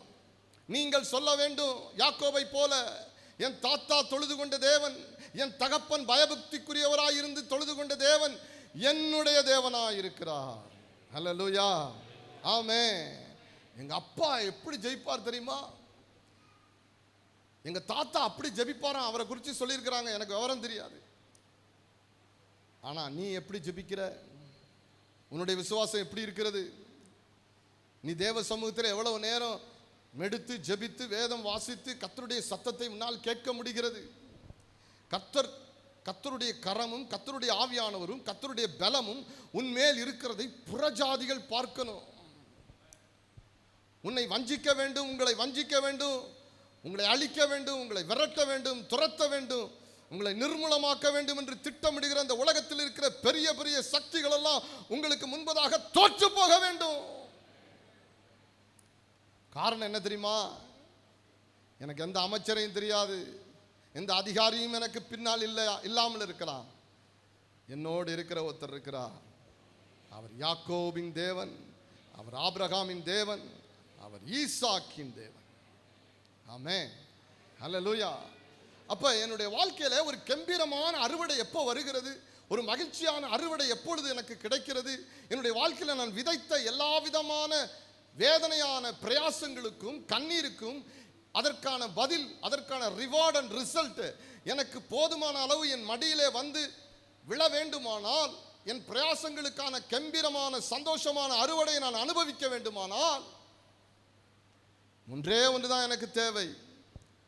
ஆபிரகாமின் தேவனும் ஈசாக்கின் பயபக்திக்குரியவரும் என்னுடைய தேவனாய் இருக்கணும். ஆமென். ஆண்டவரோடு எனக்கு ஒரு நெருக்கமான தனிப்பட்ட உறவு அவசியம். இந்த 2026ஆம் வருஷத்தில் உங்களுக்கு நான் ஒன்றை சொல்ல விரும்புகிறேன்.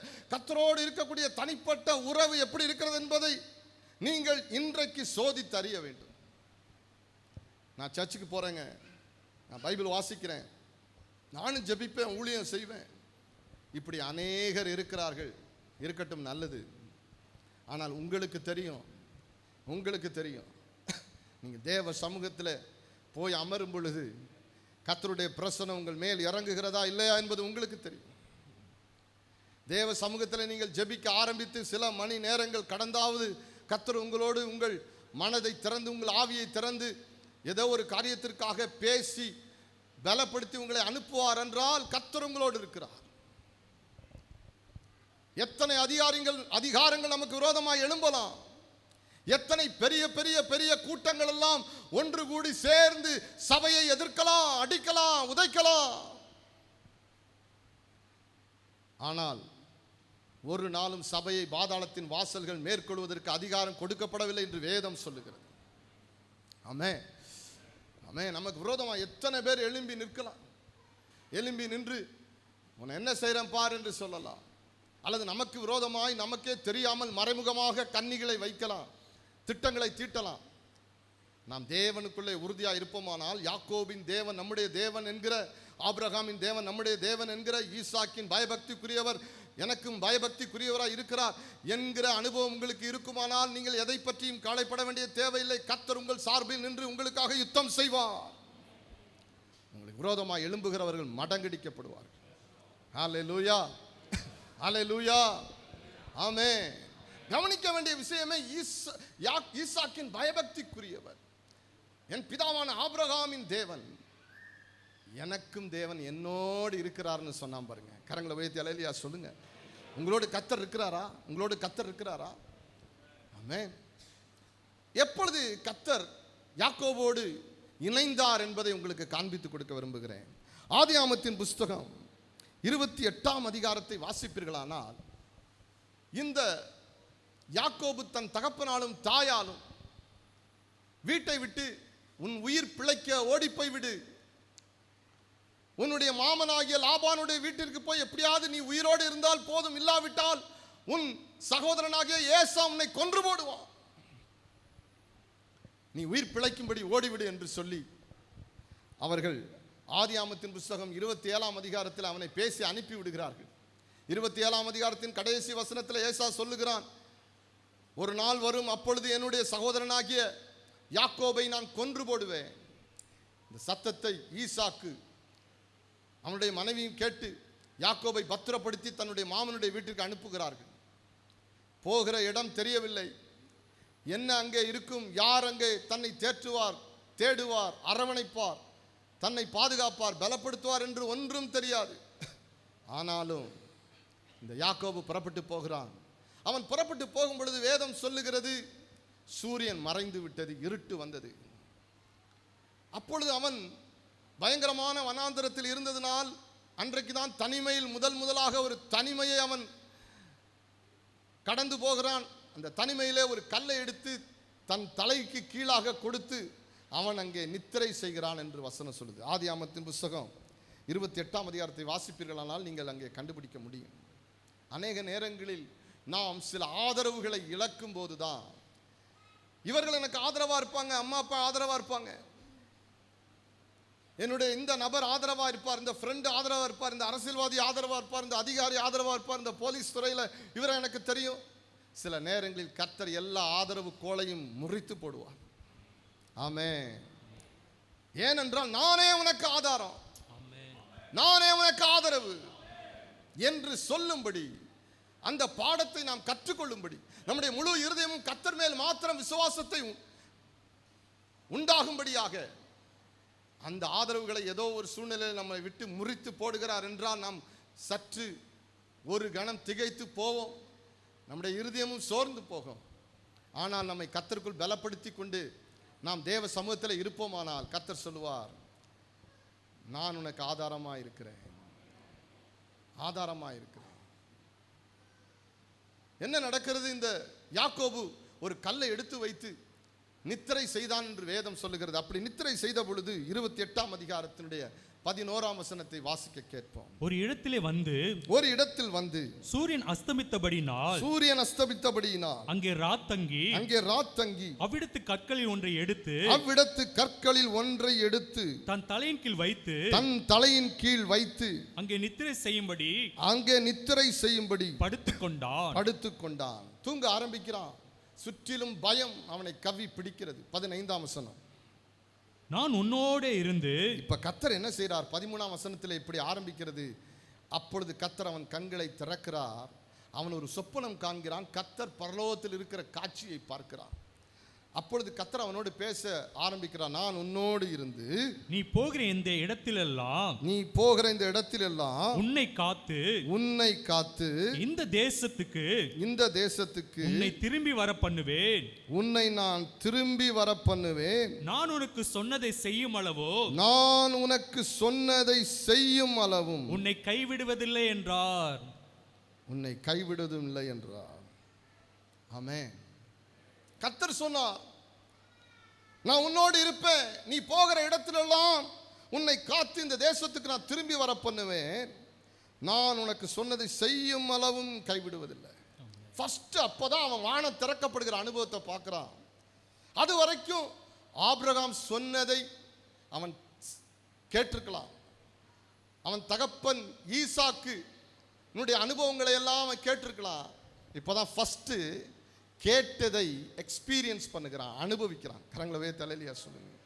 எத்தனையோ காரியங்களை கேட்குறோம். அந்த பிரதர் சொல்றாருயா, இந்த ஊழியக்காரர் சொல்றாரு, அந்த சகோதரி சொல்றாங்க. அது அல்ல ஸ்பிரிச்சுவல் வாக், அது அல்ல ஆவிக்குரிய வாழ்க்கை. உங்களுக்கும் கர்த்தருக்கும் ஒரு அனுபவம் இருக்கணும். நீங்கள் முழங்கால் படியிட்டு நீங்கள் ஜெபித்து சில மணி நேரமாவது அல்லது சில நாளாவது கழித்து கர்த்தருடைய பிரத்யட்சமான சத்தத்தை நீங்கள் கேட்க வேண்டும், கேட்க வேண்டும். ஆமென். கடந்த 32 ஆண்டுகளாக ஆண்டவர் என்னை ரட்சித்து 32 ஆண்டுகள் முடிஞ்சிருச்சு. 22 ஆண்டுகள் நான் முழு நேரமாக கர்த்தருடைய ஊழியத்தை செய்கிறேன். நான் ரட்சிக்கப்பட்ட சில வருஷங்கள் தான் ஆவிக்குரிய அனுபவங்களை கர்த்தர் எனக்கு தந்தார். அந்த அனுபவங்கள் இன்று வரைக்கும் என்னை நடத்துகிறது. நான் என்னை ஊழியத்திற்கு கர்த்தர் அழைத்தார் என்பதை பல பேர்கிட்ட போய் கன்ஃபார்ம் பண்ண வேண்டிய அவசியம் இல்லாமல் போனது. ஏனென்றால் பிரத்யட்சமாய் கர்த்தர் பேசுனது எனக்கு தெரியும். அப்போ ஒருத்தர் இல்லை. என்னை கர்த்தர் ஊழியத்துக்கு அழைக்கும் போது பெரிய கூட்டத்தை வச்சுட்டு அழைக்கல, நிறைய காசை கொடுத்து அழைக்கல, எதுவுமே இல்லை. அதை ஏற்றுக்கொள்ளுகிற பக்குவம் உள்ளவர்களும் சுற்றி இல்லை. ஆனால் கர்த்தர் என்னை அழைத்தார். என் அழைப்பை இந்த 22 ஆண்டுகளிலே நிரூபித்திருக்கிறார். ஆமென். ஆண்டவர் என்னை அழைச்சார் என்ற நான் சொல்லுவது அல்ல, என்னை சுற்றி இருக்கிறவர்கள் சொல்ல வேண்டும், கர்த்தர் இவனை அழைத்திருக்கிறார். அல்லேலூயா. இந்த ஊழியத்தை நாங்கள் விசுவாசத்தில் செய்கிறோம். இதுவரைக்கும் ஊழியத்திற்கான தேவைகளை ஒருத்தட்டையும் சொன்னதே இல்லை. யாரை நம்பி போய் நின்று நீங்கள் எனக்கு உதவி செய்யுங்க, நீங்கள் எனக்கு உதவி செய்யுங்க, நான் அங்கே வரட்டுமா, இந்த கூட்டத்தை நடத்துறதுக்கு நான் அங்கே வரட்டுமா, அப்படி கேட்டதில்லை. கர்த்தர் எங்கே கொண்டு போகிறாரோ அங்கே மாத்திரம்தான் ஊழியத்துக்கு போவேன். யாராவது ஒருத்தரை பின்னாடி போயிட்டு வசரத்தை பிடிச்சிக்கிட்டே போய் நிற்கிற வேலை எனக்கு இல்லை. அது எனக்கு ஒவ்வாத காரியம். இதை பெருமையாக சொல்லலை, என்னுடைய நடத்தி போய் சொல்கிறேன். ஆனால் கர்த்தருடைய வசரத்தை பிடிச்சதுனால இதுவரைக்கும் குறைவில்லை, இதுவரைக்கும் குறைவில்லை. முதலாவது அவனுடைய ஆவிக்குரிய அனுபவம் அந்த வனாந்தரத்தில் திறக்கப்படுகிறது. கர்த்தரை அவன் தரிசிக்கிறான், கர்த்தருடைய சத்தத்தை கேட்கிறான். 16ஆம் வசனம் இப்படி சொல்லுகிறது, வாசிக்க கேட்போம். யாக்கோபு நித்திரை தெளிந்து விழித்தபோது மெய்யாகவே கர்த்தர் இந்த ஸ்தலத்தில் இருக்கிறார். அவன் சொல்றான், மெய்யாக சொல்லுகிறேன், இந்த ஸ்தலத்தில் கர்த்தர் இருக்கிறார். சொல்லப்படுகிற இடம் எது? ஒரு வனாந்தரம். ஒரு வனாந்தரத்தில் சொல்றான், இந்த ஸ்தலம், இந்த இடத்தில் கர்த்தர் இருக்கிறார் அப்படின்னு சொல்றான். அப்புறம் இது நான் அறியாதிருந்தேன் என்றால், நல்ல கவனிங்க, இதுவரைக்கும் இதை நான் அறியாதிருந்தேன். இதுவரைக்கும் யாக்கோபுக்கு தேவன் பிரசன்னமாகுதலும், தேவன் ஈசாக்கின் பயபக்திக்குரியவர், ஈசாக்கின் வீட்டில் மாத்திரம்தான் பிரசன்னமாவார் என்பது அல்ல. அவர் வனாந்தரத்திலும் யாரும் இல்லாத இடத்திலும் கூட நான் தலை வைத்து படுக்கும் பொழுது அங்கும் பிரசன்னமாவார். எனக்காக அவர் எழுந்து நிற்பார், எனக்காக தன் கரத்தை நீட்டுவார், எனக்காக அற்புதம் செய்வார், எனக்காக வாக்கு கொடுப்பார். நான் இருக்கிற இடம் வனாந்தரமாக இருக்கலாம். அவன் சொல்லுகிறான், அதை அறியாதிருந்தேன், இப்பொழுது நான் அறிந்திருக்கிறேன். இந்த ஸ்தலம் எவ்வளவு பெரியது. அடுத்த வசனத்தில் சொல்லுகிறான், தேவனுடைய வீடு அல்லாமல் வேறல்ல, இது தேவனுடைய வீடு இல்லாமல் வேறல்ல. ஆமென், இது ஹல்லேலூயா என்று சொல்லிவிட்டு அதற்கு என்ன பெயர் இடுகிறான்? வானத்தின் வாசல் என்கிற பெத்தேல். வானத்தின் வாசல். வானத்தை கர்த்தர் திறந்துட்டார், வானத்தை கர்த்தர் திறந்துட்டார். பிரியமானவர்களே, இந்த அனுபவம் யாக்கோபுக்கு தொடங்கினது. தன் தகப்பனையும் தாயையும் விட்டு எங்கே போகிறோம் என்று தெரியாமல் பிரயாணப்பட்ட பொழுது, அவனுடைய பிரயாணத்தின் தொடக்கத்திலேயே தேவன் ஒரு அனுபவத்தை அவனுக்கு தொடங்கி அவன் கையை பிடிச்சிட்டாரு. அந்த கையை பிடித்த ஆண்டவர் 21 ஆண்டுகளாக லாபானுடைய வீட்டிலே எந்த சூழ்நிலையிலும் அவனை நடத்துகிறதற்கு போதுமானவராய் இருந்ததனால் சொன்னான், என் பிதாவான ஆபிரகாமின் தேவனும் என் தகப்பனாகிய ஈசாக்கின் பயபக்திக்குரியவரும் என்னோடு இராமற் போனால் என்னை வெறுமையாய் நீர் அனுப்பி விட்டிருப்பீர். அப்ப என்ன சொல்றான், நீங்க என் கூட இருக்கிறீங்கப்பா. இந்த 21 ஆண்டுகளா என்றைக்கு வனாந்தரத்தில் வானம் திறக்கப்பட்டதோ அன்று முதற்கொண்டு இன்றைக்கும் வானம் திறக்கப்பட்டிருக்கிறது. இன்றைக்கும் தேவ சத்தத்தை கேட்கிறேன், தெய்வீக அனுபவங்களை உணர்கிறேன். இன்றைக்கும் கர்த்தர் என்னோடு இருக்கிறதுனால் எந்த லாபானின் ஆவியும் என்னை ஏமாற்ற முடியாது. என் பிரயாசத்தை, என் வேதனையை, என் கண்ணீரை, ஒரு நாளும் கம்பீரமான அறுவடையை தடுத்து நிறுத்துவதற்கு இந்த உலகத்தில் இருக்கிற எந்த மனுஷனாலும் அதிகாரத்தினாலும் முடியாது.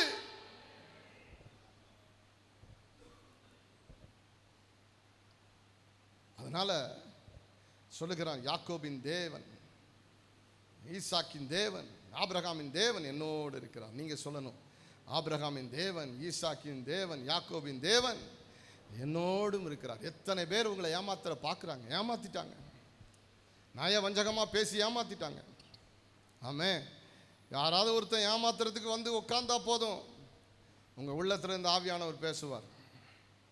நீங்க நல்லா ஜபத்தோடு இருப்பீர்களானால் அவளை சீக்கிரம் மண்டை ஆட்ட மாட்டீங்க.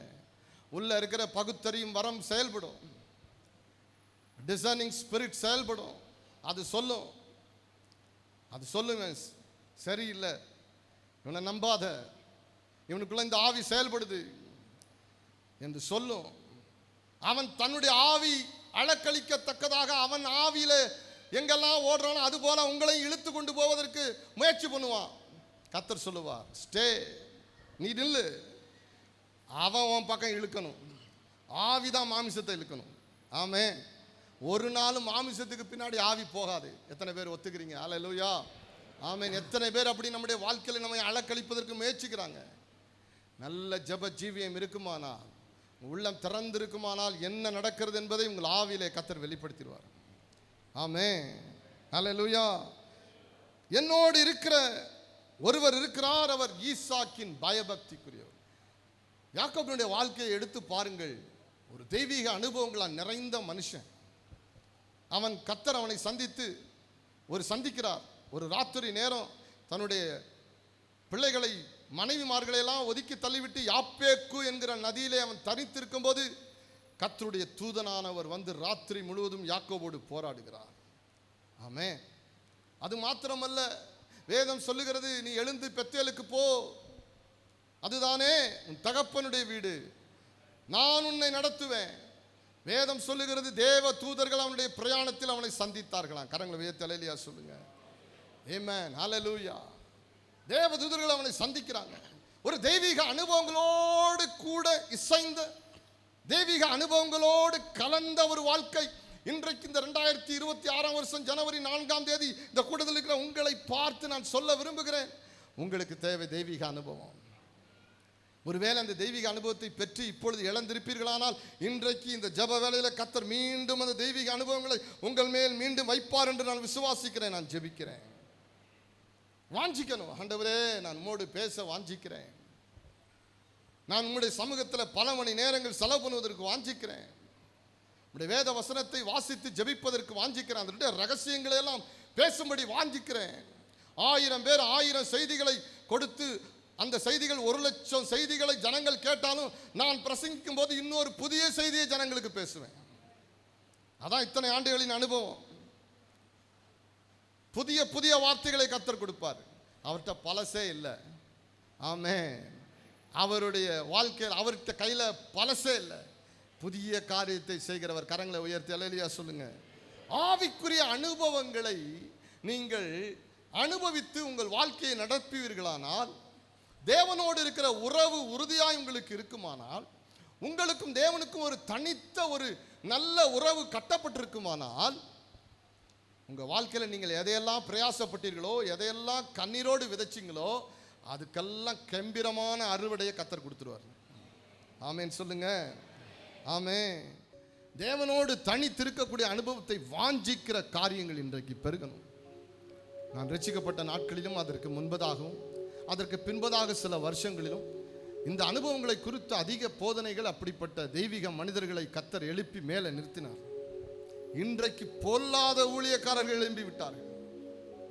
தவறான பிரசங்கங்கள், சினிமா பாடல்கள், குதி ஆட்டங்கள், ரெவரன்ஷியல் ஃபியர், தேவனுக்கு கொடுக்க வேண்டிய பயபக்திக்குரியவைகளை ஈசாக்கின் பயபக்திக்குரியவர் அவமதிக்கப்படுகிறார். தேவனோடு நடக்கிற மனிதர்கள் பேசும்போதே கேட்கிறவர்களுக்குள்ளே அந்த தாகம் வரும். ஆண்டவரே, நானும் நடக்கணும்ப்பா, நானும் தேவ சமூகத்தில் காத்திருக்கணும், பல மணி நேரம் ஜெபிக்கணும் என்கிற அனுபவத்தை தேவ மனிதர்கள் யாரெல்லாம் அப்படி இருக்கிறாங்களோ அவங்க பேசும்போதே அவங்களுக்குள்ள உண்டாகும். கரங்களை உயர்த்தி அல்லேலூயா சொல்லுவோம். ஆமே. இரண்டாவதாக, நம்முடைய வாழ்க்கையில எப்படிப்பட்ட கம்பீரமான அறுவடையை கர்த்தர் எதிலிருந்து தர விரும்புகிறார் என்று உங்களுக்கு காண்பித்து கொடுக்க விரும்புகிறேன். வாசிக்கலாம். சங்கீதங்களின் புஸ்தகம் 56ஆம் சங்கீதம். எல்லாருக்கும் தெரிந்த வசனம் 8ஆம் வசனத்தை வாசிக்க கேட்போம். என் அலைச்சல்கள் தேவரி எண்ணிருக்கிறீர், என் கண்ணீரை உம்முடைய துருத்தில் வையும், அவைகள் உம்முடைய கணக்கில் அல்லவோ இருக்கிறது. என் அலைச்சல்களை எல்லாம் நீர்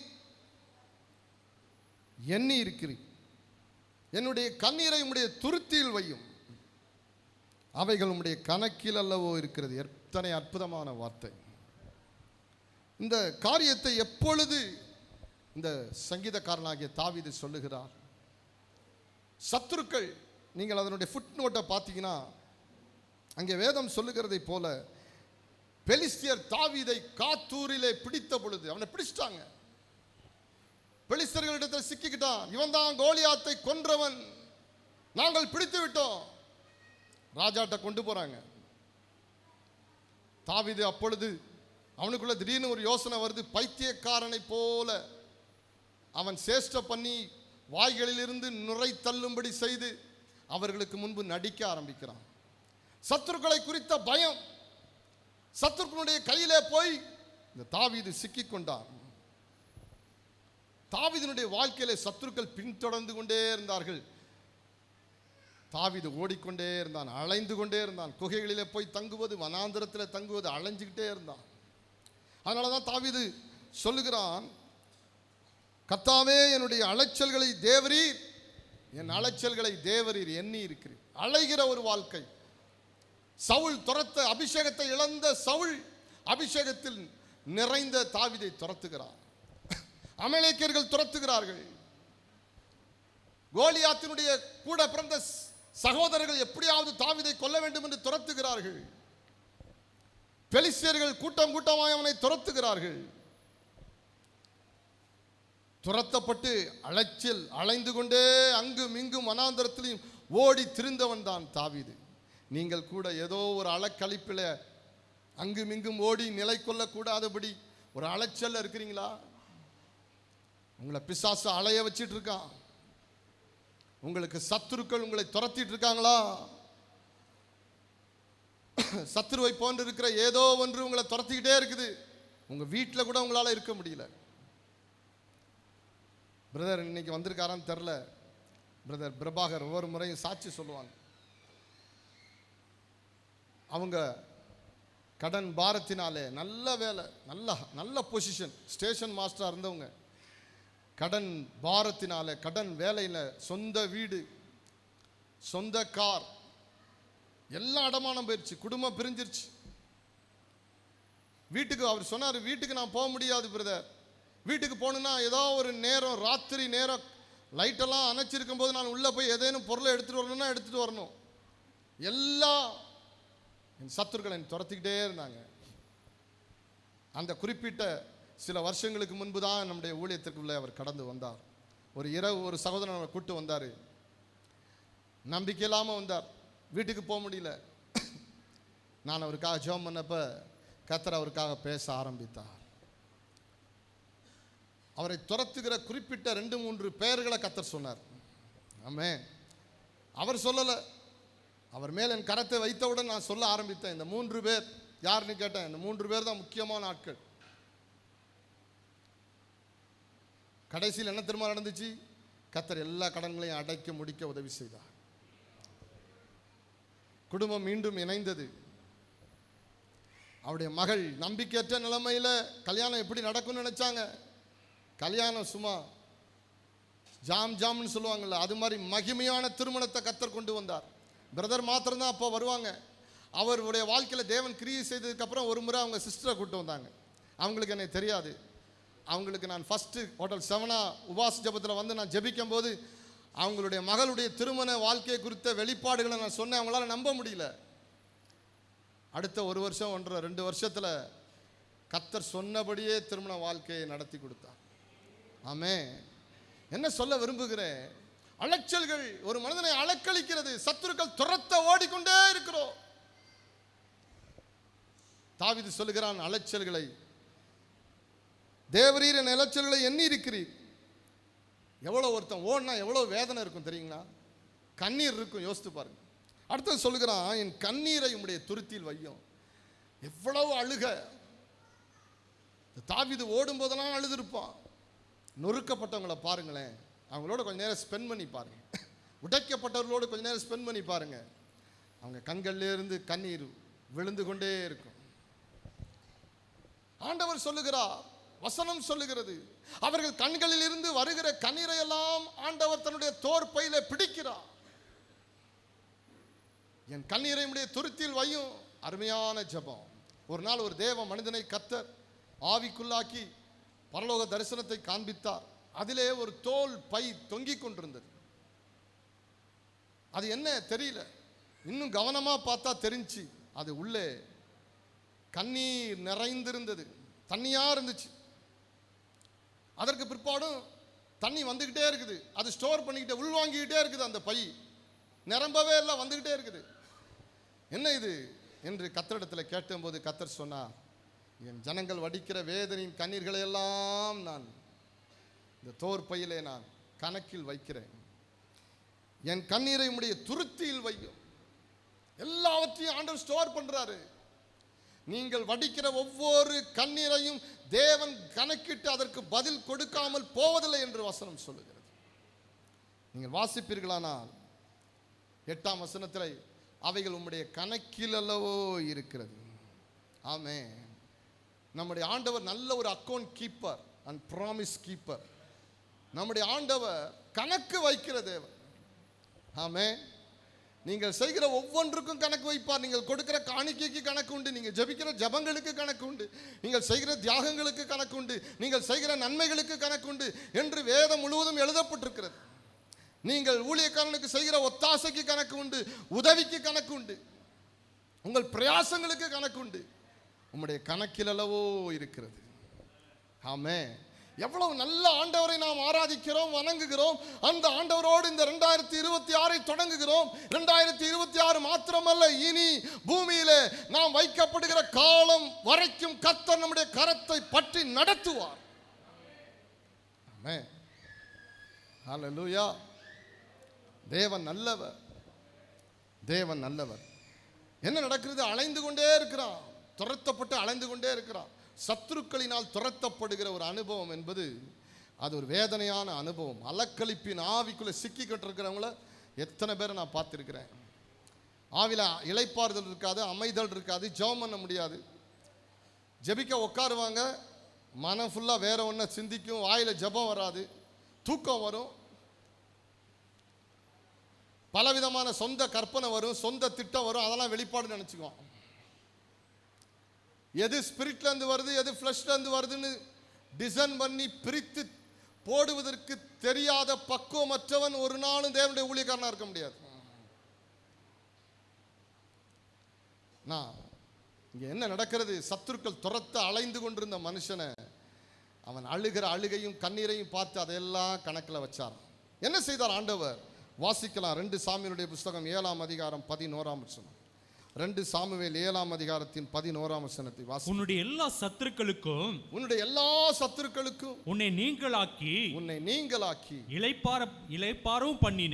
இளைப்பாறவும் பண்ணினேன். கர்த்தர் சொல்லுகிறார், தாவீதே, உன்னை துரத்தின அமலேக்கியர்களுக்கு, பெலிஸ்தர்களுக்கு, கோலியாத்தின் சகோதரர்களுக்கு, சவுலுக்கு, இவர்கள் எல்லாருக்கும் உன்னை விலக்கி, ஏன் உன் மகனாகிய அப்சலோமின் துரத்துதல்களுக்கும் உன்னை விலக்கி உன்னை என்ன செஞ்ச? நீங்களாக்கி இளைப்பாற பண்ணினேன். ஆமென். கல்றையில் போய் ரெஸ்ட் இன் பீஸ் போய் படுத்து இளைப்பாறுவது இளைப்பாறுதல் இல்லை, அது எல்லாருக்கும் உண்டு, அது அப்புறம் பார்த்துக்கலாம். இந்த பூமியிலேயே இளைப்பாறுவதற்கு கர்த்தர் நம்மேல அந்த இளைப்பாறுதலின் ஆவியை கொடுக்க வல்லமை உள்ளவராக இருக்கார். தேவ சமூகத்தில் உட்கார்ந்து ஜெபிக்க ஜெபிக்க ஜெபிக்க அனாயிட்டிங் இறங்க இறங்க சுற்றிலும் 1000 போராட்டங்கள், நெருக்கங்கள், தேவைகள் இருக்கலாம், பொருளாதார நீட்ஸ் இருக்கலாம், அடுத்த மாதம் என்ன நடக்கும் தெரியாது, இத்தனை பணம் தேவை இருக்கிறது, இத்தனை சூழ்நிலைகள் இருக்கிறது, ஊழியத்தினுடைய காரியங்கள் இப்படி இருக்கிறது, இப்படி பல காரியங்கள் நம்ம மனதை நிரப்பும். ஆவியை கர்த்தர் நிரப்ப நிரப்ப நிரப்ப விசுவாசம் அதுக்குள்ளே உண்டாகும். அந்த விசுவாசம் ஆவியை நிரப்பி சொல்லுவார், நான் கூட இருக்கிறேன். அப்பொழுது ஒரு இளைப்பாறுதல் வந்து நம்மளை நிரப்பும். பாருங்க. ஆமென், ஹல்லேலூயா. அந்த இளைப்பாறுதலை நீங்கள் இப்பொழுதே அனுபவிக்கலாம். இன்றைக்கு இந்த நொடி பொழுது அனுபவிக்கலாம், ஒவ்வொரு நாளும் அனுபவிக்கலாம். உங்களுடைய உங்க தேவ சமூகத்தில் நீங்கள் தனித்து ஜெபிக்கும் போதெல்லாம் அனுபவிக்கலாம். ஒரு விசேஷித்த இடத்திலோ ஒரு விசேஷித்த ஊழியக்காரன்ட்ட மாத்திரம் இல்லை, அது ஒரு துவக்கமா இருக்கலாம். ஆனா எப்பொழுதும் இளைப்பாறுதலை தரக்கூடிய ஒரு தேவன் நமக்கு இருக்கிறார். ஆமென். இளைப்பாறுதல் தரும் தேவா, கலைத்தோரை தாங்கிடுமே. இளைப்பாறுதல் தரும் தேவா, கலைத்தோரை தேற்றிடுமே. சிலுவை நிழல் எந்தன் தஞ்சம், சுகமாய் அங்கு தங்கிடுவே. சிலுவை நிழல் எந்தன் தஞ்சம், சுகமாய் அங்கு தங்கிடுவே. திருப்பாதம் நம்பி வந்தே, கிருபை நீரை இயேசுவே, தமதன்பை கண்டடைந்தே.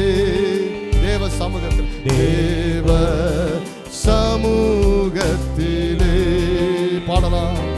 தமதன்பை கண்டடைந்தே, தேவ சமூகத்திலே.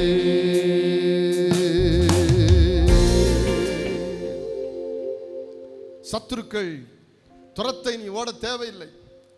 நம்முடைய அலைச்சல்களை எல்லாம் அறிந்திருக்கிறவர், நம்முடைய கண்ணீரை எல்லாம் தம்முடைய துருத்தியில் வைத்திருக்கிறவர், நம்முடைய எல்லா வேதனைகளையும் கணக்கில் வைத்திருக்கிற ஒருத்தர் இருக்கிறார். அவர் நம்மோடு இருப்பாரானா, அவரோடு நமக்குள்ள ஒரு நல்ல நெருக்கம் இருக்குமானால், அந்த வேதனைகளை எல்லாம் கர்த்தரிடத்தில் கொண்டு போகிற அனுபவம் நமக்கு இருக்குமானால், ஒவ்வொரு நாளும் நாம் துரத்தப்பட்டு ஓடிக்கொண்டே இருக்க வேண்டியதில்லை.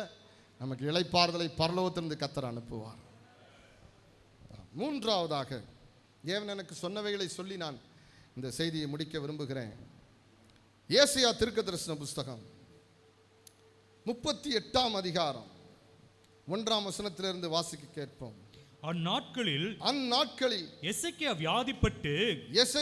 வியாதிப்பட்டு மரணத்துக்கு ஏதுவாயிருந்தான். அப்பொழுது ஆமோத்சின் குமாரனாகிய ஏசாயா என்ற தீர்க்கதரிசி அவனிடத்தில் வந்து, மரணத்துக்கு ஏதுவாயிருந்த எசேக்கியாவினிடத்தில் தீர்க்கதரிசி ஏசாயா வந்து அவனை நோக்கி நீர் உமது வீட்டு காரியத்தை ஒழுங்குபடுத்தும், நீர் பிழைக்க மாட்டீர், மரித்து போவீர் என்று கர்த்தர் சொல்லுகிறார். கர்த்தர் சொல்லிட்டார். No appeal. கர்த்தர் சொல்லிட்டார், நீ சத்துருவீர், மரித்து போவீர், காரியங்களை எல்லாம் ஒழுங்குபடுத்தும். ஏசாயா தீர்க்கதரிசி என்னை போன்ற ஒரு நபர் சொல்லல, தீர்க்கதரிசி ஏசாயா சொல்லுகிறார், மரித்து போவீர். என்ன நடக்கிறது வாசிங்க 2ஆம் வசனம். அப்பொழுது எசேக்கியா தன் முகத்தை சுவர்புறமாக திருப்பிக் கொண்டு கர்த்தரை நோக்கி, கர்த்தாவே, நான் உமக்கு முன்பாக உண்மையும் மன உத்தமமாய் நடந்து உமது பார்வைக்கு நலமானது செய்தேன் என்பதை நினைத்தரலும் என்று விண்ணப்பம் பண்ணி எசேக்கியா மிகவும் அழுதான். எப்படி சொல்லி தீர்க்கதரிசனம் சொல்லப்பட்டு போயிட்டாங்க.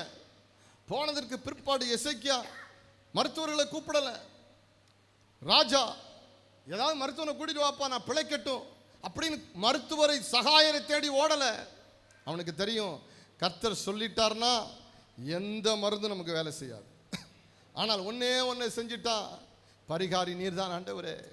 சுவர் பக்கமாய் திரும்பினான். எசேக்கியனுடைய வாழ்க்கையில திருப்பு முனை. அவன் சுவர் பக்கமாய் திரும்பி தேவ சமூகத்தில் அவன் ஜெபித்து கண்ணீர் விட்டு அழுதான். அதுதான் அவனுடைய வாழ்க்கையினுடைய திருப்பு முனை.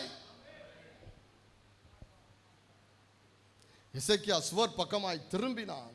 எல்லாத்தையும் ஒதுக்கிட்டான். ராஜ்யத்தை ஒதுக்கிட்டான், மேன்மையை ஒதுக்கிட்டான், தன்னுடைய சுகத்தை ஒதுக்கிட்டான், தனக்கு இருக்கிற இன்ஃப்ளூயன்ஸ், தனக்கு இருக்கிற அத்தாரிட்டி, பவர் எல்லாத்தையும் தள்ளிட்டான். நிர்வாணியை போல தேவ சமூகத்தில் நின்று சுவர் பக்கமாய் திரும்பி கர்த்தாவே முகத்தை நோக்கி பார்த்தான். ஆமென். மரித்து போவி முகத்தை நோக்கி பார்க்கிறான். ஹல்லேலூயா. ஆமென். என்னோடு கூட ஒரு தம்பி போல ஒரு சகோதரன் இருந்தான். அவனுக்கு திடீரென்று பற்கள் வீங்க ஆரம்பித்தது. டெஸ்ட் பண்ணாங்க, கேன்சர் என்று பதில் வந்தது. 4 பேர் கேன்சரை உறுதிப்படுத்தினாங்க. அந்த ரிப்போர்ட்ஸ் இருக்கு, இன்னமும் ஃபைல் பண்ணி வச்சிருக்காங்க. 4வது உறுதிப்படுத்தினது மணிப்பால் அங்கே உறுதிப்படுத்தப்பட்டது கேன்சர். ஆனா என்னைக்கு கேன்சர் என்று சொன்னதோ அன்னைக்கு ஒரு நாள் ஜெபிக்கும் போது கர்த்தர் சொன்னா, தினந்தோறும் அவனுக்காக போய் நீ ஜெபிக்கணும். அப்படி கர்த்தர் சொன்னதுனால போய் ஜெபிச்சேன். தினந்தோறும் ஜெபிக்க போவேன். கர்த்தர் பேசிக்கிட்டே இருப்பார். ஒரு நாள் ஆண்டவர் பேசினாரு, மருத்துவர்கள் உன்னை தப்பா லீட் பண்றாங்க. அதுக்குள்ள இன்னொரு சகோதரி அவங்க வீட்டுக்கு ஜெபிக்க வரவங்க சொல்றாங்க, ஐயோ சீக்கிரம் நீங்க கர்த்தர் உங்களுக்கு சுகத்தை கொடுக்கணும், நீங்க மருத்துவம் பாருங்க, சிஎம்சி ஹாஸ்பிட்டலில் போய் நீங்க டைரக்டர் எனக்கு தெரியும், அவர்கிட்ட பேசிட்டேன், கல்யாணம் ஆகாத சகோதரன் செமனை எடுத்து வச்சிருங்க, எடுத்து வச்சுட்டு ப்ரிசர்வ் பண்ணிருங்க, ஹீமோ ஸ்டார்ட் பண்ணணும். எடை குறைஞ்சிக்கிட்டே இருக்குது.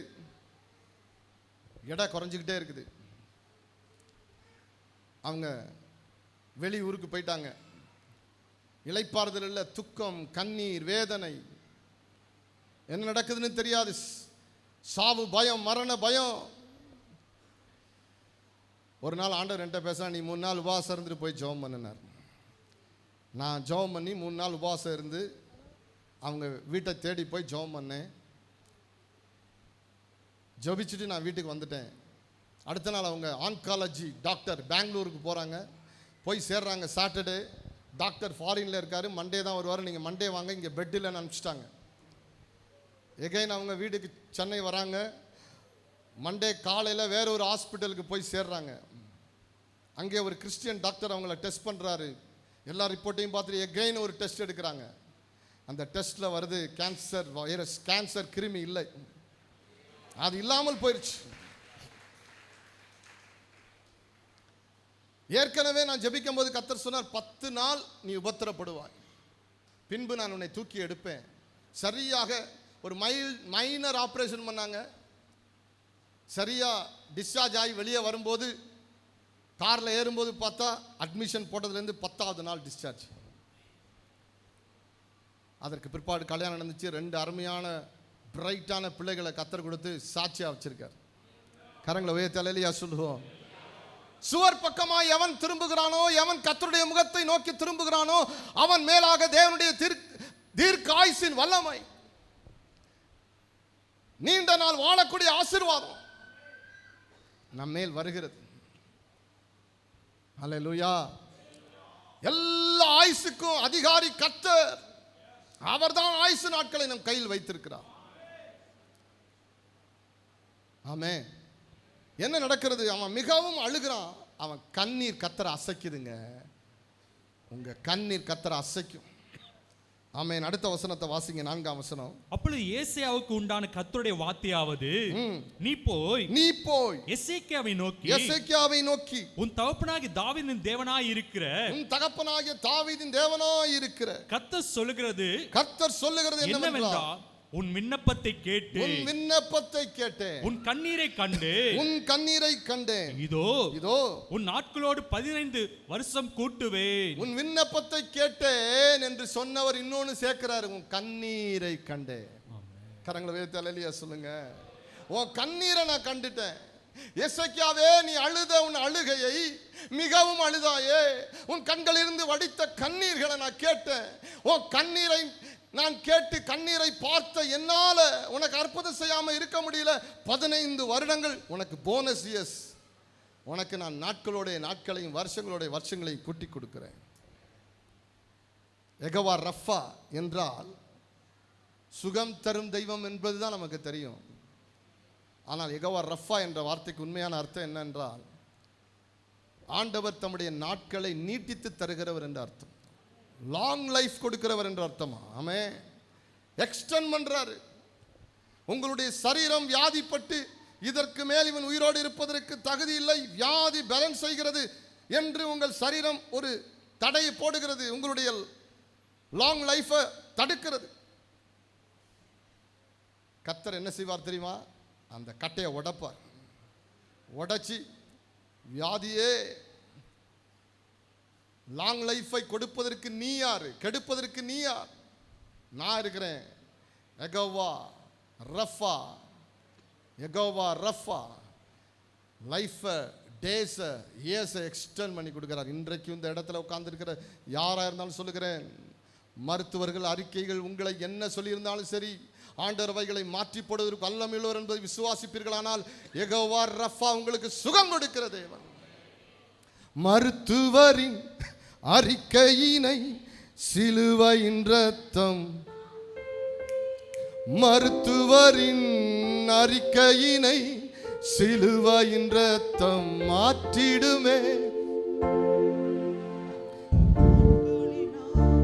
எங்களை திருப்தி செய்பவரே, நீடித்த நாட்கெல்லாம் எங்களை திருப்தி செய்பவரே, நீடித்த ஆயுளினா எங்களை திருப்தி செய்பவரே, மருத்துவரின் அறிக்கையினை சிலுவையின் ரத்தம் மாற்றிடுமே. ஓ மருத்துவரின் கைகளை தட்டி அறிக்கையினை சிலுவையின் ரத்தம் மாற்றிடுமே. நீடித்த ஆயுளினா எங்களை திருப்தி செய்பவரே, நீடித்த நாட்களினா எங்களை திருப்தி செய்பவரே. யாவே யாவே யாவே யாவே யாவே யாவே யாவே ரஃபேக்கா, யாவே ரஃபேக்கா. சொல்லுங்க யாவே யாவே யாவே யாவே யாவே யாவே யாவே ரஃபேக்கா, யாவே ரஃபேக்கா, யாவே ரஃபேக்கா. வியாதி ஒரு வேதனை தான். ராஜ பிளவை அந்த காலத்து கேன்சர் என்று சொல்லுகிறார்கள் எசேக்கியாவுக்கு. ஆனால் கர்த்தர் அவன் அழுகையையும் கண்ணீரையும் பார்த்து அந்த ராஜ பிளவை என்கிற கேன்சரை ஆண்டவர் எடுத்துட்டார், மாத்திட்டார், சுகமாக்கிட்டார். எசேக்கியா காலத்தோடு அது முடிவு பெறவில்லை. இன்றைக்கும் தேவன் சுகமாக்கிட்டு இருக்கிறார். இன்றைக்கும் அப்படிப்பட்ட சிலர் ஊழியத்திலே சுகம் பெற்றிருக்கிறார்கள், தி டிவைன் ஹீலிங்கை பெற்றிருக்கிறார்கள். சிலருக்கு கர்த்தர் அதை தன்னுடைய கட்டுப்பாட்டுக்குள் வைத்து ஒரு லாங் லைஃபை எக்ஸ்டெண்ட் பண்ணி கொடுத்திருக்கிறார். ஏனென்று சொன்னால் எங்கெல்லாம் இயேசு கிறிஸ்துனுடைய தழும்புகளின் வல்லமை வெளிப்படுகிறதோ அங்கெல்லாம் சுகமளிக்கிற கிருபைகள் கிரியைகள் வெளிப்பட்டு கொண்டே இருக்கும். அவருடைய உயிர் தெழுதலுக்கு அது சாட்சி, உயிர் தெழுதலுக்கு அது சாட்சி. அல்லேலூயா, ஆமென், ஆமென். வியாதியின் வேதனையோடு கண்ணீரோடு நம்பிக்கையற்ற நிலைமையில் நீங்கள் இந்த இடத்துல உட்கார்ந்துருக்கலாம். பிரயாசம், அதற்காக எவ்வளவோ பிரயாசப்பட்டிருக்கலாம். ஆனால் அதன் முடிவு இழப்பும், அதன் முடிவு மரணமுமாக அல்ல, அதன் முடிவு கெம்பீரமாய் மாறி போயிடும். கரங்களை தட்டி கர்த்தரை மைப்படுத்துவோம். நான்காவதாக இன்னும் 2 காரியங்களை சொல்லி நான் ஜெபிக்க போகிறேன் வேக வேகமாக. லூக்காவின் புஸ்தகம் 5ஆம் அதிகாரம். நான் சொல்லுகிற ஆலோசனைகளை கேட்டு அதன்படியெல்லாம் நீங்கள் செய்யணும். அப்போ தான் இந்த வாக்குத்தத்தத்தின் நன்மையை நீங்கள் ருசிக்க முடியும். 5ஆம் அதிகாரத்தில் என்ன சொல்லப்பட்டிருக்கிறது? ஒரு மனிதன் மீன் பிடிக்கிற ஒரு மனுஷன் கெனசரேத்து கடல் அருகே ஒரு மீனும் அகப்படாமல் தோற்று போன தோல்வியின் மனநிலையோடு வெறுமையான படகுகளுக்கு பக்கத்தில் அமர்ந்து தன் வலைகளை அலசிக் கொண்டிருந்தான். அந்த நிலைமை, தோற்று போன மனுஷன், தோல்வி. உலகத்தில் நம்மை பல காரியங்கள் நம்மை வேதனைப்படுத்தும். அதில் ஒன்று தோல்வி.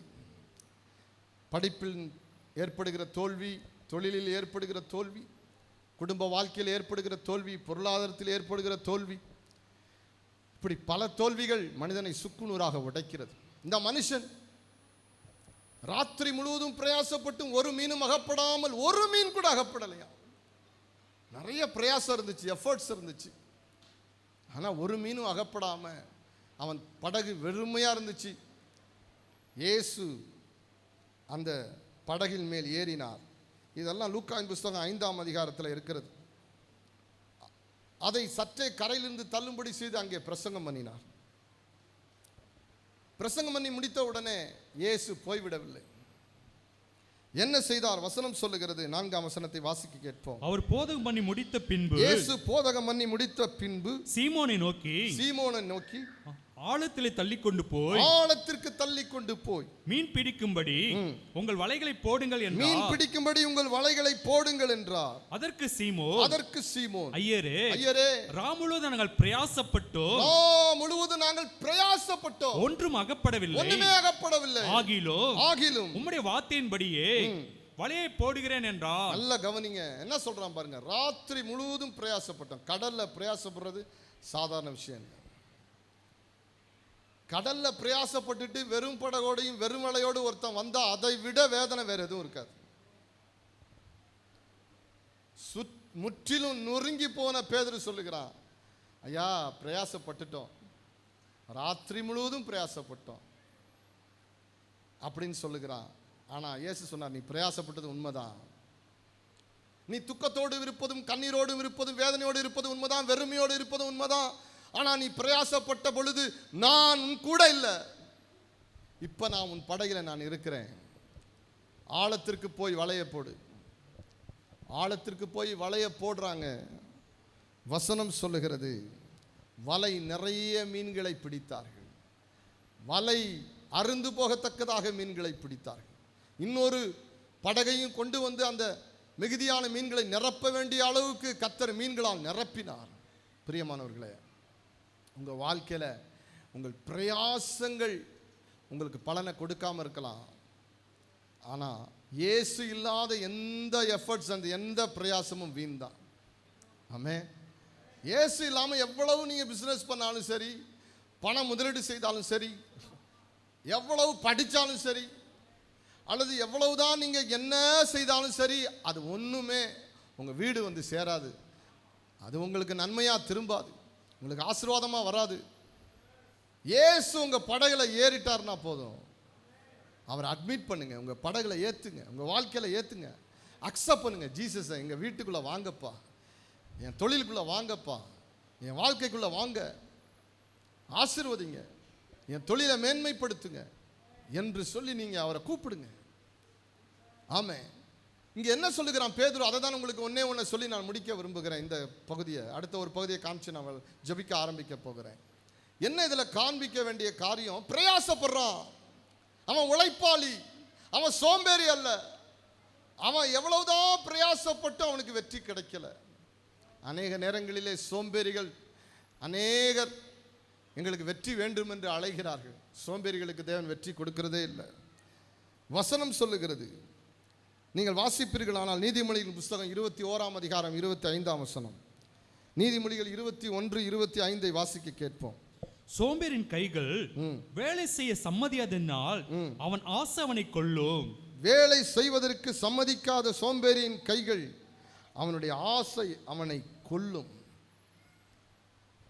ஆண்டவரே, நான் சோம்பேறியா இருக்க மாட்டேன், நான் எதையாவது பிரயாசப்படணும். கர்த்தர் அப்ப உங்க பிரயாசத்தை பார்ப்பார்.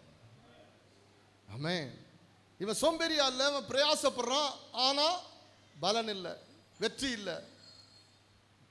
அதை வெற்றியாய் மாற்றுவதற்கான ஞானமும் பலனும் இவன்கிட்ட இல்லை. நான் இவனுக்கு தேவை. ஆமென். ஹல்லேலூயா. ஆண்டவர்கிட்ட சொன்ன, நான் பிரயாசப்படுறேன் ஆண்டவரே, நீங்க எனக்கு தேவை ஆண்டவரே. நான் பிரயாசத்தோடு உம்மையும் சேர்த்துக் கொள்ளும்போது அது வெற்றியாய் மாறுகிறது. என் படகு வெறுமையாய் இருப்பதில்லை, ஒரு நாளும் அது வெறுமையாய் இருப்பதே இல்லை, அது மீன்களால் நிரம்பும். என்னுடைய வாழ்க்கை ஆசீர்வாதத்தால் நிரம்பும், என் ஊழியம் ஆத்துமாக்களால் நிரம்பும். ஹல்லேலூயா. ஆமென். தேவ சமூகத்தில் நீங்கள் ஜெபிக்க ஜெபிக்க, ஆண்டவரை தேட தேட, வசனத்திற்கு கீழ்ப்படிய ஆண்டவரை முக்கியத்துவப்படுத்த, ஃபர்ஸ்ட் ப்ரையாரிட்டிஸை எப்பொழுதுமே ஆண்டவருக்கு கொடுக்க கொடுக்க கொடுக்க தேவனாகிய கர்த்தர் உங்கள் எல்லையிலே கிரியை செய்வார். ஆமென். ஹல்லேலூயா. உங்கள் படகு நிரப்புவார். உங்கள் வாழ்க்கையில் எதில் குறைபட்டிருக்கிறீங்களோ அந்த குறைவை கர்த்தர் நிரப்புவார். சோம்பேறிக்கு தேவன் ஒரு நாளும் உதவி செய்ய முடியாது. கடைசியாக ஒன்றை சொல்லி நான் ஜெபத்தில் நடத்த போகிறேன். வாசிக்கலாம். யோவான் சுவிசேஷம் 11ஆம் அதிகாரம் 35ஆம் வசனத்தை வாசிக்க கேட்போம். யோவான் 11:35 வாசிக்க கேட்போம். இயேசு கண்ணீர் விட்டார்.